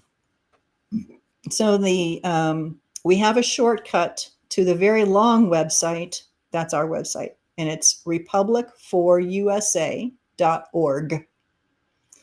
Republic, FORUSA.org. That will auto direct to our main website, which has a super long name. And I'm so glad we have a redirect now because it's way easier to say. Yeah. And that'll take you to the members website, which is, for lack of a better term, members seems to make the most sense. And you register. And in there is a question. Do you want to volunteer for an open seat? Yes. I would hit yes no matter what. And then you can always talk to your governor and you can say, I changed my mind. I really don't want to hold a seat. Happens all the time. Not a problem. But at least when you hit yes, you enter in a conversation. You can find out what's available. But we really do need, where are all the patriots? And we know you're out there. We're trying to reach you. I do these podcasts and I hope to reach as many, new people as possible. And then I think you will here today, Sandy. I really do. I'm so grateful that you're here. And then share it. Share the links. You too. Share it to wherever as well. And I will definitely, but so what's the top states that have the most people, and what states are lacking right now that we can maybe get people that we know? Because Florida is a very it's pretty mature. Yeah, but I'm saying Florida has a lot of people that come from everywhere else that maybe they can talk to people up and where they're from. Absolutely. Snowbirds and all that. Yes. So every state needs people. There is no state that is like completely full, even at the county level. We don't have it. But I would say the most mature states are probably Florida, Colorado, maybe Wisconsin. I would say those are probably 3 of the top 5. Not even Texas, huh? No, unfortunately, since I'm the governor of Texas and also have too many national level hats, I haven't been able to work very hard with that. And but that's what my goal is for this weekend, is to catch up on Texas stuff. Well, if you need help, please reach out. I'm here. God has blessed me to be able to stand tall and fight in this time in history. We're living in the greatest times in world history. People don't realize this is biblical times. Yep. This is the greatest times to be alive, to God be here. God has recruited all of us for this time. Yes. Some of us are going to have harder jobs than others. Some of them are going to have more involved jobs than others. But we all have a role. Whatever you need me to do, I'm here. So appreciate that.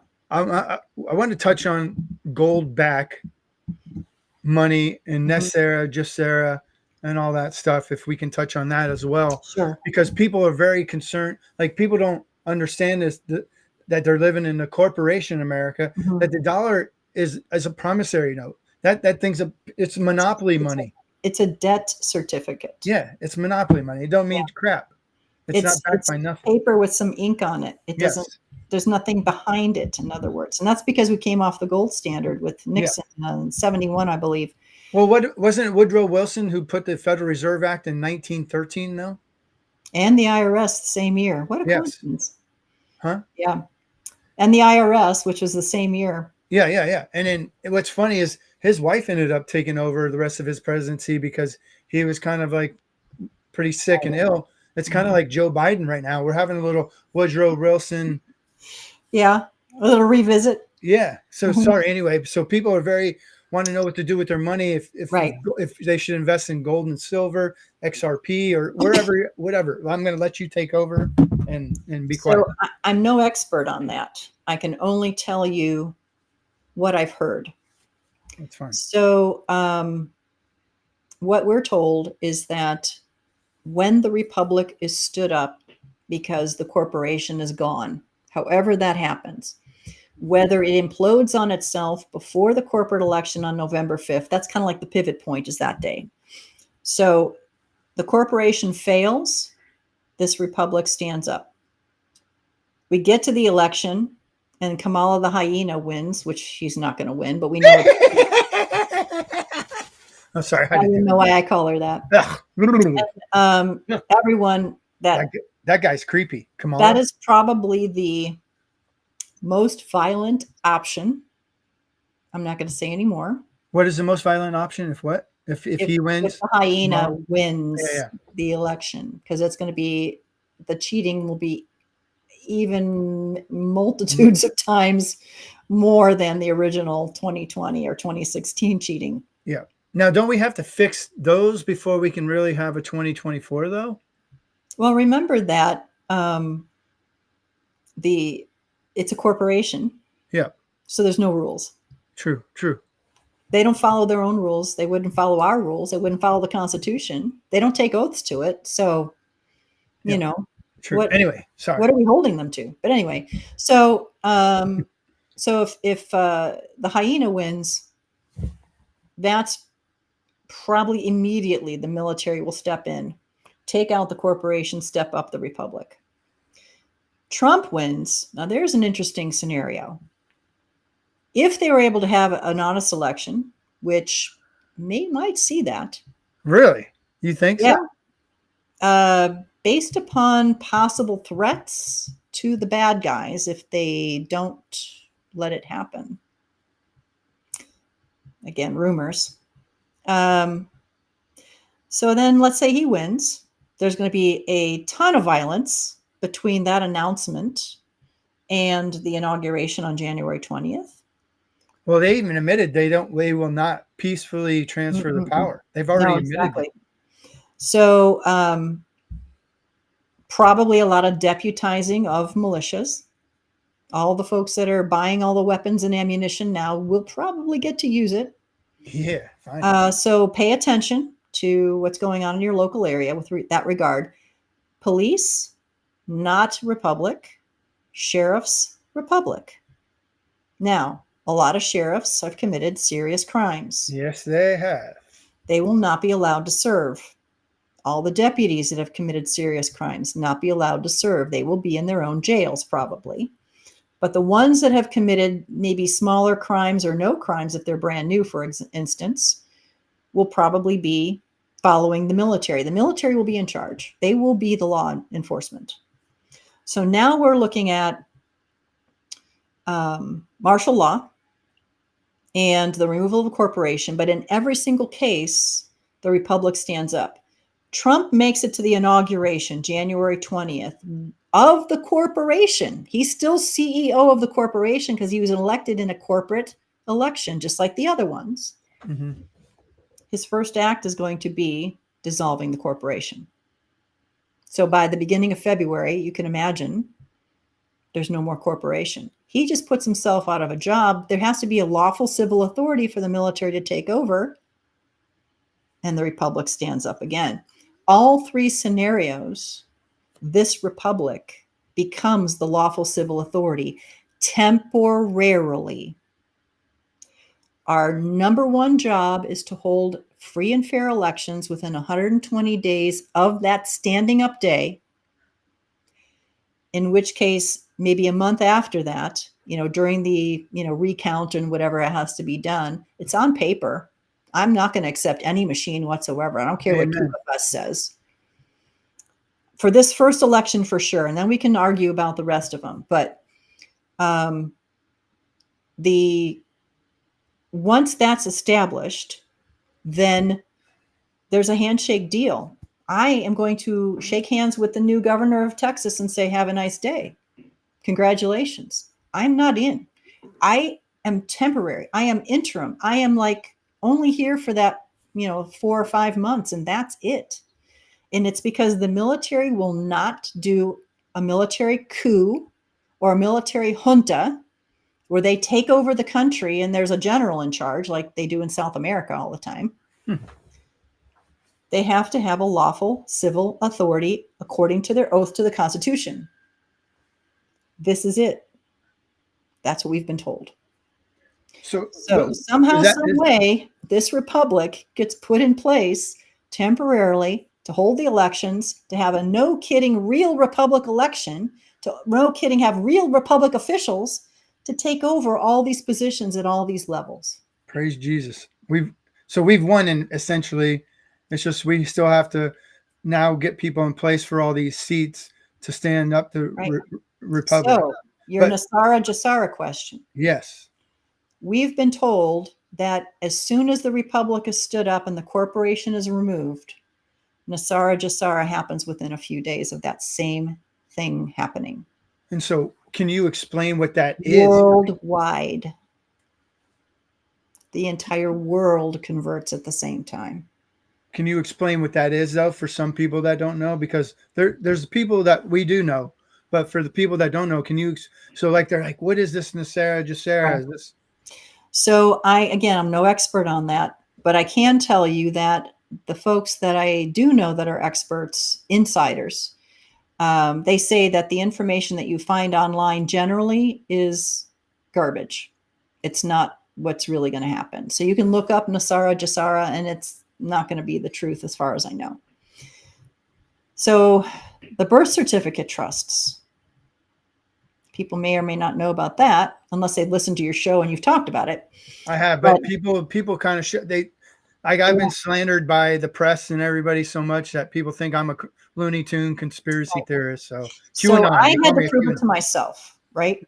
When I hear, certificate of live birth, this is that birth certificate that has the little boxes, male, female, what day of birth, what time of birth, parents' names, parent addresses, and all this kind of stuff. That's the signature of the mother, the doctor, right? It says the hospital and all that kind of stuff. Certificate of live birth. We're all given this, sent this within a couple of days after the hospital, because you have the baby in the hospital. And I have mine. I have the original one that was sent to my parents that week after I was born. But these cabal corporate banksters created a second birth certificate behind the first using identity fraud, identity theft. They took that baby's identity, and the upper and lower case, Sandra Mayarecki, is now all capital letters on the second thing called a birth certificate. So certificate of live birth and birth certificate. Now, the states sometimes mix this up. So Iowa might say something different from Florida, but this is what Illinois does. And so that second one with the all caps name is a dead entity corporation. Some sort of a deposit is made using, again, fraud, using your identity to set up this trust. And then it's traded on the stock market in like bunches, like insurance bonds or something. And so there was a gmeiutility.org, I think, where you could type in your birth certificate number and you can find out who bought and sold you. And I did that. And I downloaded the whole thing so I would have it. And it's like mutual funds and insurance companies and, whatever. And it was like 20 pages of all this. And so it was like, they probably didn't even know what they were doing or what this was. It was being traded because it's, just a whole bunch of stuff inside of a mutual fund. So it's human trafficking. Well, that trust then, of course, grew in size, grew in value through all those trades. And so my 47-year-old friend who has found out how much her trust is actually worth, because she's gone through the process of status correction and all that, $343 million. Since I'm significantly older than that, I can only imagine what's in mine. Now, I heard a rumor that Trump's is worth 12-something billion. Oh, I bet. So us is like millions. What website is this again that people can go look at this? They turned it off. Oh.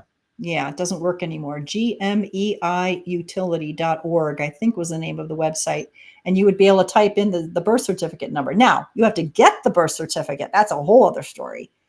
Because when I tried to get mine from Cook County, Chicago, Illinois, I did it by mail. It's like, fill this out and we'll send you your birth certificate. I'm like, okay. So I did one for each. Certificate of live birth, birth certificate. I sent them both in the same package with my check and a self-addressed stamped envelope so they could send me my certificates back. 6 weeks goes by. I'm like, where's my certificates? I'm calling them up. Oh, we don't have any record. And then suddenly I get my check and my applications in my envelope without the certificates. Two can play at that game. I was going to be at a conference in St. Louis. I was driving. It was only another 3.5 hours to Chicago. So I got in their faces after 4 hours in line. And I said, I'm not leaving until I get both copies, the long form and the short form, the certificate of live birth and the birth certificate. Start typing. Essentially, I recorded the whole thing. I was very polite. And I got we can give you your certificate of live birth, but your birth certificate has to be updated first. Updated. Never been married, same parents, same date of birth, same time of birth. Nothing has changed on this certificate. What would need to be updated? Oh, perhaps the cost of it, how much it's worth. I'm thinking because it's like a bank note. It's like a bond, this second certificate. So when they sent it to me in the mail, and I said, well, I'm going to be back here if you guys don't send it and do this again. So she knew I was serious. So over there, I have both copies of my certificates. Heck yeah. And I can prove this to myself. I have the live birth, certificate of live birth and the birth certificate, upper and lower case, all caps. So yes, they exist. So everybody needs a whole other story. So everybody needs to get the lowercase ones, right? No, you need to get both. Oh, you get, but okay. Yeah, don't give up. You want to insist on both. Might as well get 2 copies of each or something, right? It's like $20 for the first copy and then like $5 a copy after that. So I think I got like 3 or 4 of each. And that way because otherwise, if you only ask for one, they're going to send you the wrong one. Yeah. So if you ask for both, they have to give you both because there's 2. Okay. So that's what I did. And I'm helping other people do the same thing. What about our social security numbers though? That's kind of like our slave number. Mm-hmm. Does that have any value as well? Or so as soon as the Republic is stood up, Nasara Jasara kicks in. There's no more corporation tying you to that slave number. The other half of the adhesion contract is gone.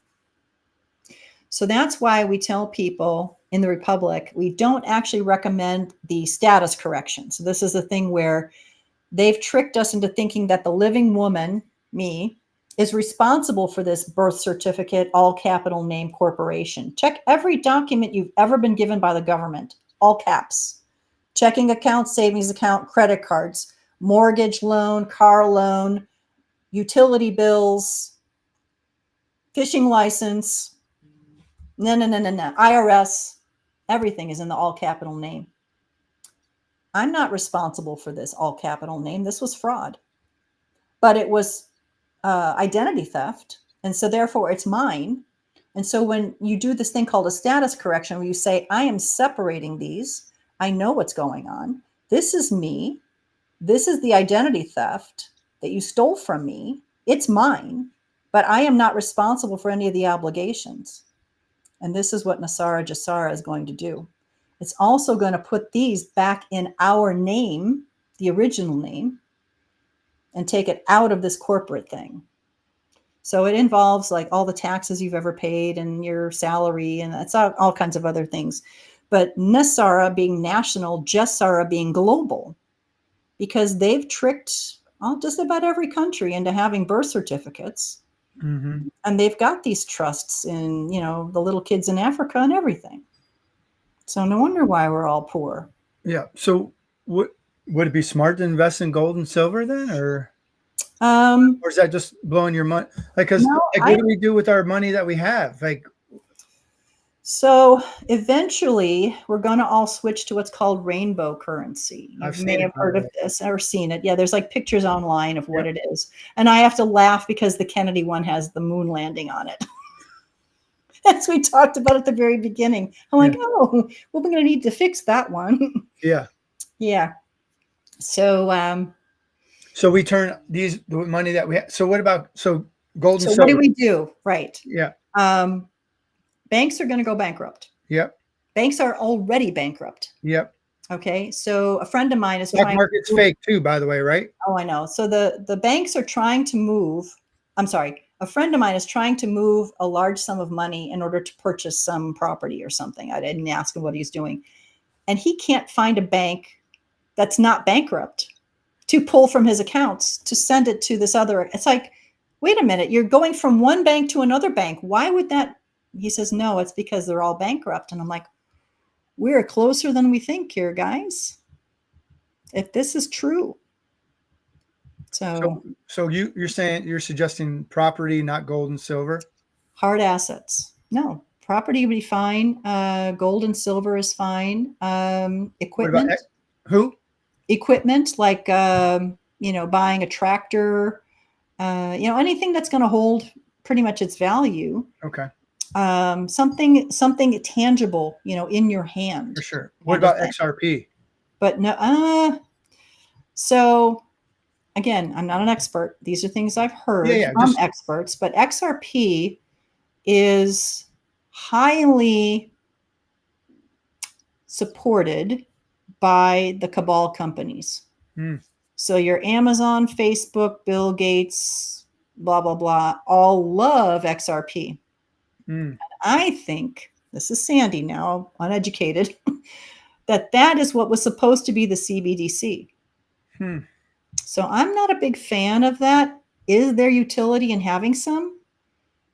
Again, guys, go do your research. You might find out I'm wrong. But this is what I've heard from the experts, is that this is who's backing the XRP. And can people look up who these experts are and like try to get information? Yeah. Well, they're, just look up XRP. No, I mean, but podcasts you're all the time. The experts about like the Nicera, Jacera, like who do you get? Like, are you able to say who you talk to that are more knowledgeable about that? I don't have their permission, so okay. I'm hesitant to say. People I respect and trust to have done their research. Okay, so, it's good to know. People have been wondering this. It's me personally. I've been buying hard assets as well, like gold, silver, land, property, things of that. Like you said, hard assets. Now, people are probably saying, "Well, silver is up and gold is up. I should wait till it comes back down." It's not coming down. It ain't coming down, guys. You need to jump on that train now because it's gonna. If anything, you can go. Damn it! I should have done it earlier, but I'll do it now. And you're not trying to make money. This is not a stock market thing, guys. Yeah, it's not a quick rich. Protect the value of what you have. Yes. So if you've got $100,000 and you want to keep that as being $100,000, get some gold and silver. Thank you. Keep it in a vault somewhere, whatever you want to do. Keep it in your house, wherever you want to do. Just don't tell anybody that that's what you're doing. I just told a bunch of people. Oh, shit. They'll be coming here. I got guns. That's all right. I think if they went into any house these days that's a patriot, you're going to find some just because, right? Because we're not stupid. Yes, ma'am. But, and then you suggest growing your own food during this time as well. Oh, absolutely. I moved to Texas. I've got 11 acres. Oh, good for you. I'm chickens. Do you got any land next to you? I'm looking to kind of. Well, there's actually land behind my property that I've already talked to the lady and said, if you ever decide to sell, please let me know because I would love to buy it. Oh, okay. So hopefully that'll work out. But then never mind then, Sandy. I don't want to come be your neighbor. You can be in my neighborhood. There's lots of places around here. In fact, there's a property not too far down the road, the main road, where you have to turn off to come to mine. Uh-huh. It's pretty nearby. It's in both directions, actually. There's property for sale. Oh yeah. So I love farming. So I love how much work you want to do. Because one is like all forest. The other one's mostly forest. I looked just for, curiosity's sake. But I don't mind. Jassar, as far as I know. Now the one big kicker here is under Jassara. So now we're talking about all the things for the other countries. In order to claim your birth certificate trust, you have to be in your birth country. So that's going to make people leave this country to go back to their own. Praise the Lord. That's what it's supposed to do. So all the illegals of any shape or color, if they want to totally give up all the millions of dollars that are in their trusts, go right ahead. But I think most of them are going to want to go home, and we can help them with airfare. We can draw on the trust, buy them a ticket, and send them home. There you go. I was going to say, well, they'll have enough money. Maybe we can, but you just said it perfectly. Draw on their trust. Yeah. But the U.S. Treasury has a deposit of a very large sum of money that's waiting right now for the republic to be stood up. Now, that's what I'm told. That's what we're told. Yeah, because I think so. You remember when President Trump went to all the different countries? Mm-hmm. I believe that he was taking back like our gold and stuff, a lot of our promissory notes, and I do believe it's here in our treasury. Mm-hmm. And so I do believe that what you say for sure. Mm-hmm. Now, what about people who came here illegally that were, say, from a different country, born there, and then now they're legal citizens? How is that? That one I don't know. There might be an if, like a two possibility. I don't know. That one is in the gray zone, and I haven't heard the answer to that. So you've got your folks that. So if you were born here, you're born here, right? Yeah, so your kids. So we have legal immigrants that became citizens, and then their kids were born here. Yeah. So what, you leave your 10-year-old, an 8-year-old here, but you have to go back to Spain or whatever? I'm like, yeah. So I don't know how they're going to work that, but I would think that it would have to be because they became a legal citizen of now it's a U.S. corporation, but that'll all be adjusted once the republic is in place. Everyone will convert over into Republic American citizen. With the capital C. Of course, it'll be state citizen first, as the way it's supposed to be. That's why in the Civil War, you heard it was the Virginia Regiment against the New York Regiment, and the Georgia Regiment against the Ohio Regiment.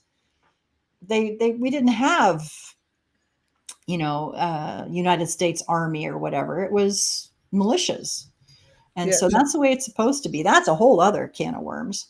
But so you're an Illinois citizen, you're a Florida citizen, you're a New York citizen. And then because that state is also in the United States, then you also have American citizens second, not first. You're not a U.S. citizen, little c. That's a slave.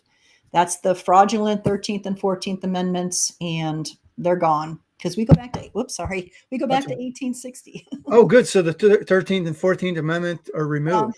Yeah, but the original 13th Amendment, people are like, what? Oh, yeah, the one that was unlawfully removed from the Constitution. How do I know? Well, I've got about 20 versions of all of the General Assembly minutes from the states from about 1810, no, about 1820, 1819, actually, because that's when Virginia published it, through, I think, 1876, where it has the actual original 13th Amendment. It says, thou shalt not have any title of nobility whatsoever, or thou shalt lose thou American citizenship and never be able to hold office ever in the country. Who has a title of nobility like Esquire? Lawyers, Esquire, sons of bar attorneys. Bar attorneys. Lawyers, we've been tricked into thinking lawyer and attorney is the same thing, but a lawyer and an attorney of corporate maritime law, totally different animals. So are we going to have a lot of cruise ships going back to Britain? I'm wondering. Taking them all over there. I don't know what's going to happen to those, because we've got some really hardworking bar attorney patriots. Is there going to be like a gray area for them too? I don't know. Retraining? Probably. Definitely, I think retraining happens. Yeah. And of course, no bar attorneys, except they'll be called corporate attorneys or something like that. So because corporations still need attorneys, there's still maritime law that applies to corporations, but it'll be like 5% of the court cases, and 95% will be common law, natural law, biblical law. Because Praise actually, the the Lord. Jade Treaty says biblical law. Yep. Praise So, the Lord. I know. Now, let me ask you. So I've learned there's a difference between state of Florida and Florida free state. Mm-hmm. So can you kind of explain that a little bit so people know? Because Sure. like I went to the county commissioners meeting the other night and stated my name, and I put I'm from the Florida free state, not Mm-hmm. and so can you kind of elaborate a little bit on that for people? Sure. So the corporations generally have all capital names. So it'll be state of Florida, county of Pasco, whatever. Pasco. Okay. Um, and so that's what you'll find on Dun and Bradstreet. And it'll be the head county commissioner or the whatever, the governor, like DeSantis, state of Florida. And it Yeah. says, CEO, Ron DeSantis. Yeah. He knows he's the CEO of a corporation. He was briefed when he first came into office. Now, He's a I've heard, WEF graduate, for Christ's. yeah, I was going to say from what I heard, he's a bad dude, bad guy. So Oh yeah, he he is a gets bad taken guy. down So and is all that. Abbott in Texas. Yep. Oh yeah. And Polis in Colorado, but we already know about Polis in Colorado. It's these other two guys pretending to be good guys. Yeah. So when I was at the border, Mm-hmm. National Guard military told me off the record that Abbott is getting white envelopes full of cash from the cartels. Oh yeah. And I happened to say this on this VIP bus tour with General Flynn and all these other people, and people looked at me like I was a nut job. And I go, hey man, like I don't care if it's off the record or not. These guys are actually with them and seeing it, and nobody seemed to give a rat's booty. No. And they're all going to have to pay for their crimes. Yeah, you're the governor of Texas. The border agents, all the sheriffs, all the U.S. Marshals, yeah, you're the governor of Texas. So I can't wait to see what you do over there for.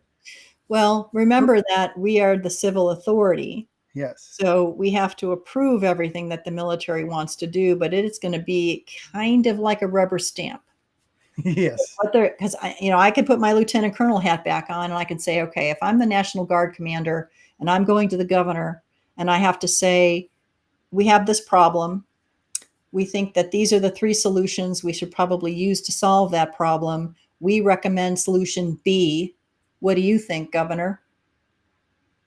I'm not going to outvote them because they've already done the research. Yes, as long as it sounds reasonable, that B seems like the best reason to solve that, or the best way to solve that problem. I'm like, yeah, you have the authority to go ahead. And that's what we in the Republic will be necessary to do, is receive the briefings and perhaps support them. They may come and say, we have this problem. We don't have enough, fill in the blank. Where can we get fill in the blank? We think it could come from here, here, or here, but we need your permission to go into the FEMA supplies or the whatever to go get it. And I say, you have permission. That's the lawful civil authority. So they won't just go and do it. Now, so the people that are surrounded with President Trump, not all of them are good. Oh no. Many of them are evil. So how do we flush them out? Like say Mike Lindell stated to a friend of mine that he's a globalist, or Steve Bannon, or even like Mike Pompeo, General Flynn. Who are these guys on the good side? We've got a lot of folks that probably started off as good guys and maybe got turned. We've got some bad guys that were turned to good guys. We've got some bad guys turned to good guys, turned back to bad guys. We've got, there's a whole spectrum. I have faith that the military knows. For sure. Now, would you say Elon Musk is being used as a, like, do you think he was once bad, now good? Being used for good? I think he's playing a role. Me too. Like a lot of them are. Yeah. Me too. I think he was caught, and he's getting a chance to Yep. do right by his platform, Mm-hmm. and he won't be at least executed. He'll maybe get life in like Fort Leavenworth Right. or whatever. Like Frauci. Frauci's going to go down for crimes against humanity, Nuremberg Code. He was Right. part of the AIDS epidemic as well. People don't Yes. realize that. No, And he he's the murdered a one. lot of people then too. Yeah. And Yeah. so I think he might be being used, or he might be dead and he's being. And I don't all know. we need to do is, and I think his book is here somewhere too, is Robert F. Kennedy Jr.'s book, Judy Mikovits's 3 books. I mean, that's like, you just bring those to the tribunal and say, there's your evidence. Now, And they go, guilty. speaking of Kennedy, the one that was supposedly killed in a plane crash, Right. do you think he's being used right now or do you think he really was in that plane crash? I don't have any data either way. I think it'd be great if he did survive, that they did see the device or the whatever that was supposed to bring him down, and all the rumors that it was a Navy SEAL frogman or something that crashed the plane, pretended like it was them on board or whatever. I would love to believe that, but I don't have any data. I don't have any evidence. And I see these websites, and I won't quote them because you guys all know the crazy ones I'm talking about. And there were 20 more executions at Gitmo today. And I'm like, there's no evidence of that. Yeah. So I got to see that. I'm a scientist, right? Pure scientist. Yeah. Show me the data. Yeah. Show me the proof. Because it's hard. Like, how do people know what the proof is or not when they can't? And, I mean, but like we talked about earlier, this has been going on way before we were even born. It was before we were a country. Yeah. So the infiltration. He could have known, just like Princess Diana could have known what was going to happen, and they could have faked her death because it was part of. They all have lookalikes. Yeah. So yeah. I'm just saying. Yeah. It's not crazy to we think. We don't know. It's like I said, it's the Truman Show, and eventually we're going to sail across that little ocean, and we're going to run into the wall of the screen set, whatever that called. Do you actually think there is a wall somewhere? Because I've been trying to find it, and I can't find that door that he found. No, I know. I was more kidding because he found that darn door, and I kind of when I'm out fishing, I'm always looking. I'm like, is there a door?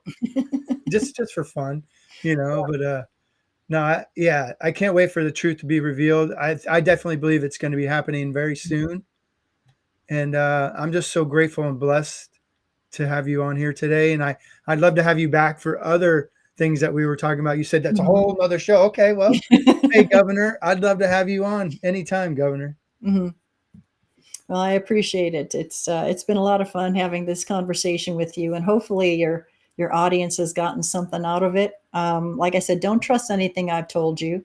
There is a video on our website, the Republic for USA. Go back. republicforusa.org, because if we said .gov, we'd all get shot and arrested, even though we are. And then there's all these tabs for the documents that I mentioned, the Declaration of Sovereign Intent, etc. Videos, the one that I did where I show you all the receipts of all the statements that I make in that video, and you can click on each one of them. It's in the description of the video.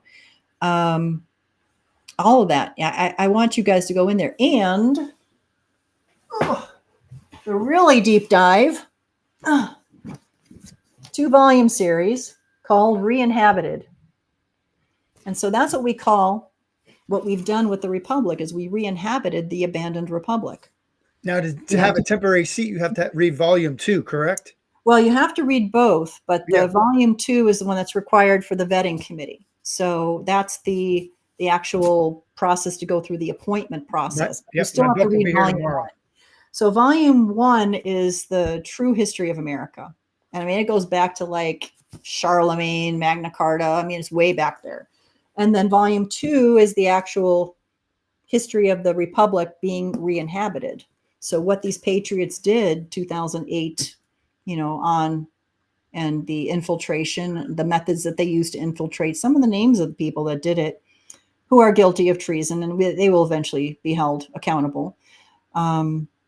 So that's how you can do the deep dive into what everything I'm telling you, because these books were written specifically for folks that are going to have this doubt, oh, she's not telling the truth. It's like, well, here, you can prove it to yourself. You can go, and it's I don't know, maybe a 1 or 2 entire chapters worth of just the citations.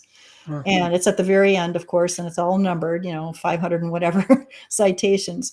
And some of the links might be broken, but you could probably find them by just searching on the title and prove it to yourself that this is what we're telling you is the truth. And honestly, when I get people volunteering to come into the Republic and I'm reading some of these emails and they say, I've been praying and praying and praying. God, tell me what you need me to do. God, tell me how to save this country. God, what can I do? They hear one of the podcasts that I've done, and before they've even finished the podcast, they're signing up on the website and saying, you are an answer to a prayer. They just recognize it because it just clicks. Yep. He answered my prayer. I've been, like I told you, I envisioned being seated into the Republic, and I'm just in a temporary spot.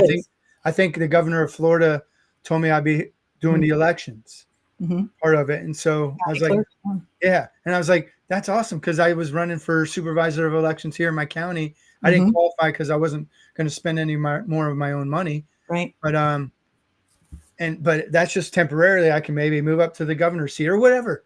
But it's just so exciting. And so it's like God gave me that piece of the vision. God is just he's just everything.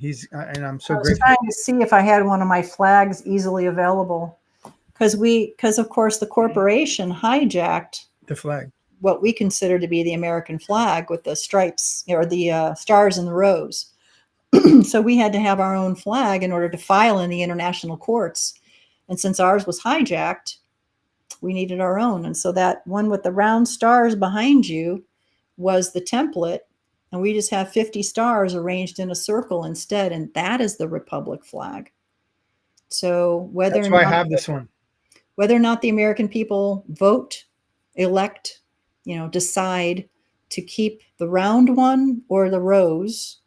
But honestly, every state will have the opportunity to decide to stay in the United States or not. Pretty sure Hawaii is going to say no.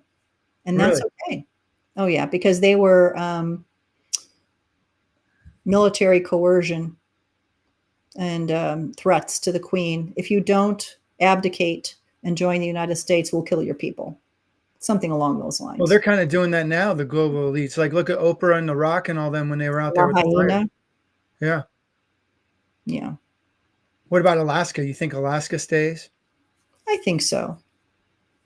We've got a lot of patriots up there. For sure. Yeah.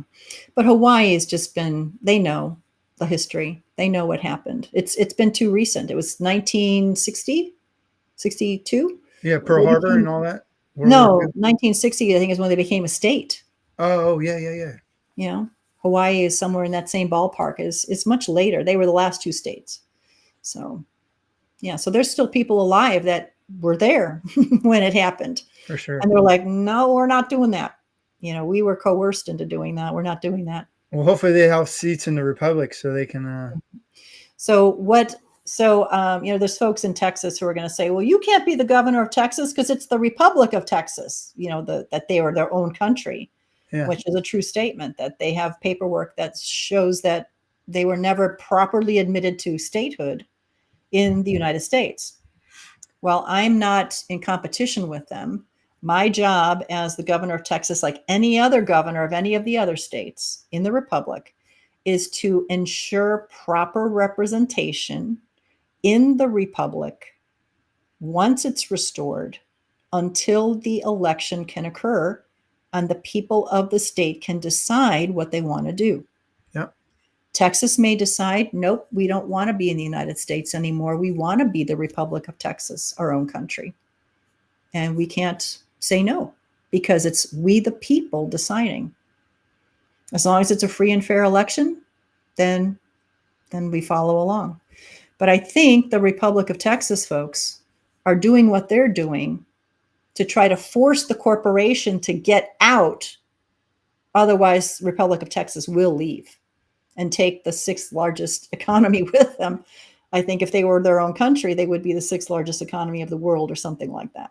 They would flourish. Anyway, they would do well. Yeah, and all the oil and everything else. So once the republic, my republic, is restored, they can decide to stay or no. Now, I know timelines, nobody really knows, but you think this kind of happens closer to the corporation election in November? Well, it's kind of like what I said, the November 5th pivot point. Does it happen before? Does it happen after? And then there's the different timelines.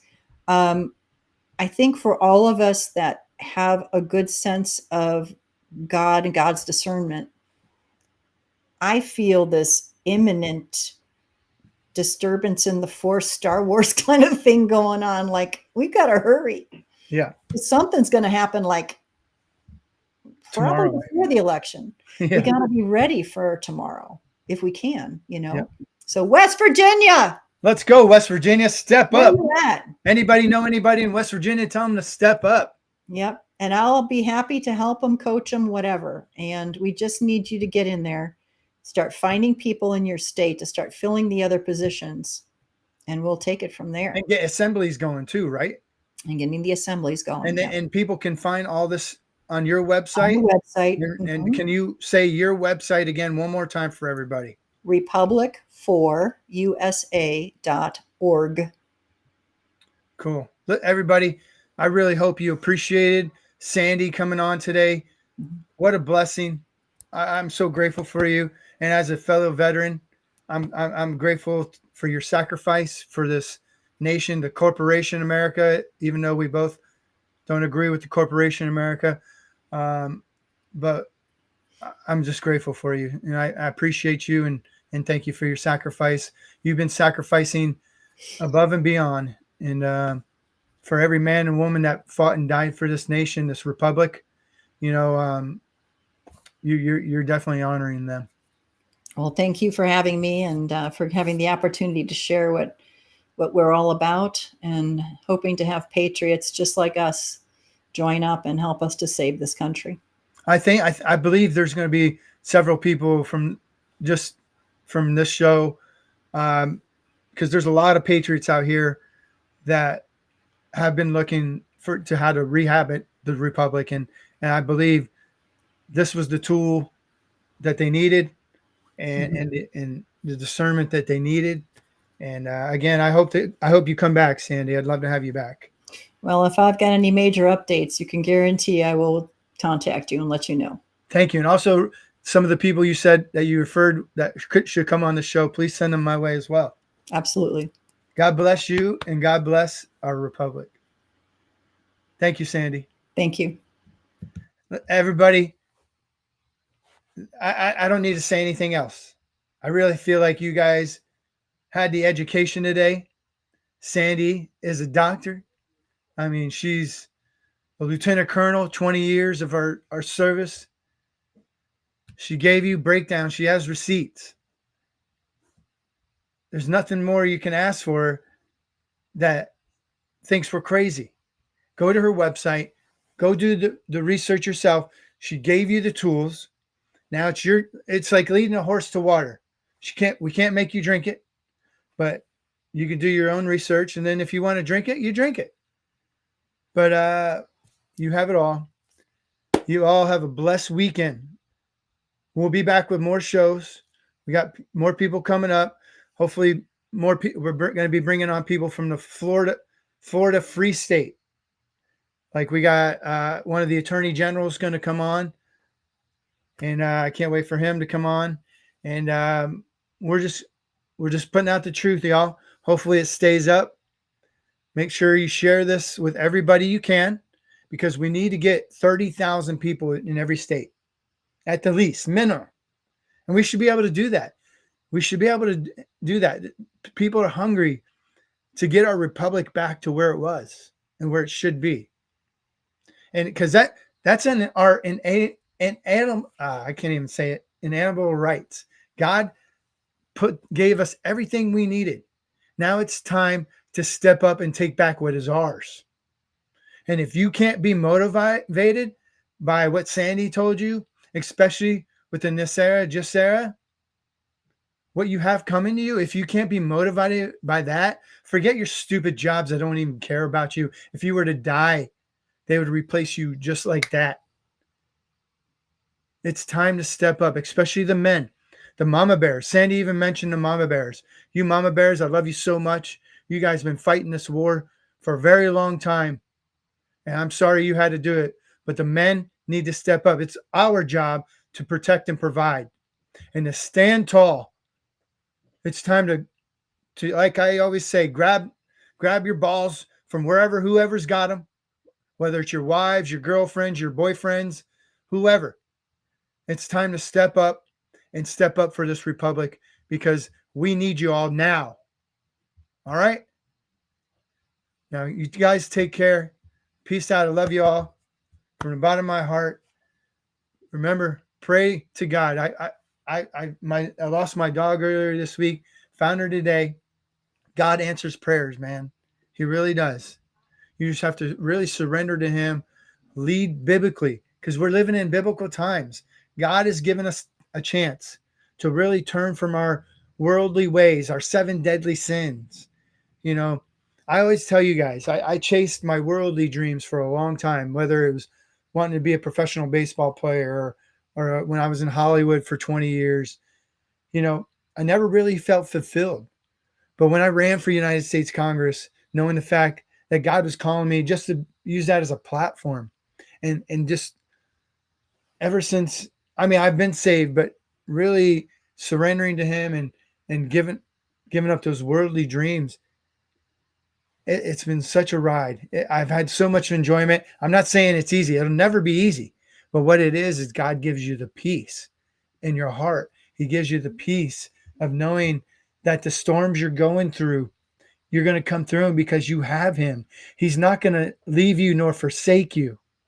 He's going to be right there, and He'll put you in the eye of the storm, and just know that Jesus is the only way. Like, forget, man. I know President Trump, he's great, the greatest of all time, but he's still a man. Jesus Christ, we got to put Him at the top. He's the centerpiece. We have to stand up for the children. We have to fight. There's no such thing as we should be letting babies being killed. We shouldn't be letting babies being raped and trafficked. The churches are failing us. Forget those churches that are failing, that just want your money. You just witnessed church just now between Sandy and myself. Because when 2 people come together in the name of the Lord, that's church right there, baby. This is church. We're all part of this movement of God. In the greatest times in world history, man. We're living in biblical times. We're watching biblical prophecy play out. It doesn't get any better than this right here and right now. We got to share the truth and the facts, no matter how much persecution we take. Who cares what someone calls you or says about you or any of that? You know, if you know in your heart, God is put it in your heart to stand up for what is right, you do it. You might even have people who you thought were in your team, who were on your right and your left, who will sell you out so quick over a person or another person they wanted elected. Forget about them. You know what? Forgive them. Move on. I have. But God is sifting out people in your lives and putting the right people in place in your lives so you can grow. Iron sharpening iron. And you got to make the sacrifices and the moves. If you feel someone in your life is holding you back and holding you from getting the blessings that God has for you, you have to make that move. We got to stop being comfortable. We got to stop being fat and lazy, sitting on our couches. We got to step up for the future children and your children's futures as well. Your children's futures, excuse me. And it's really time.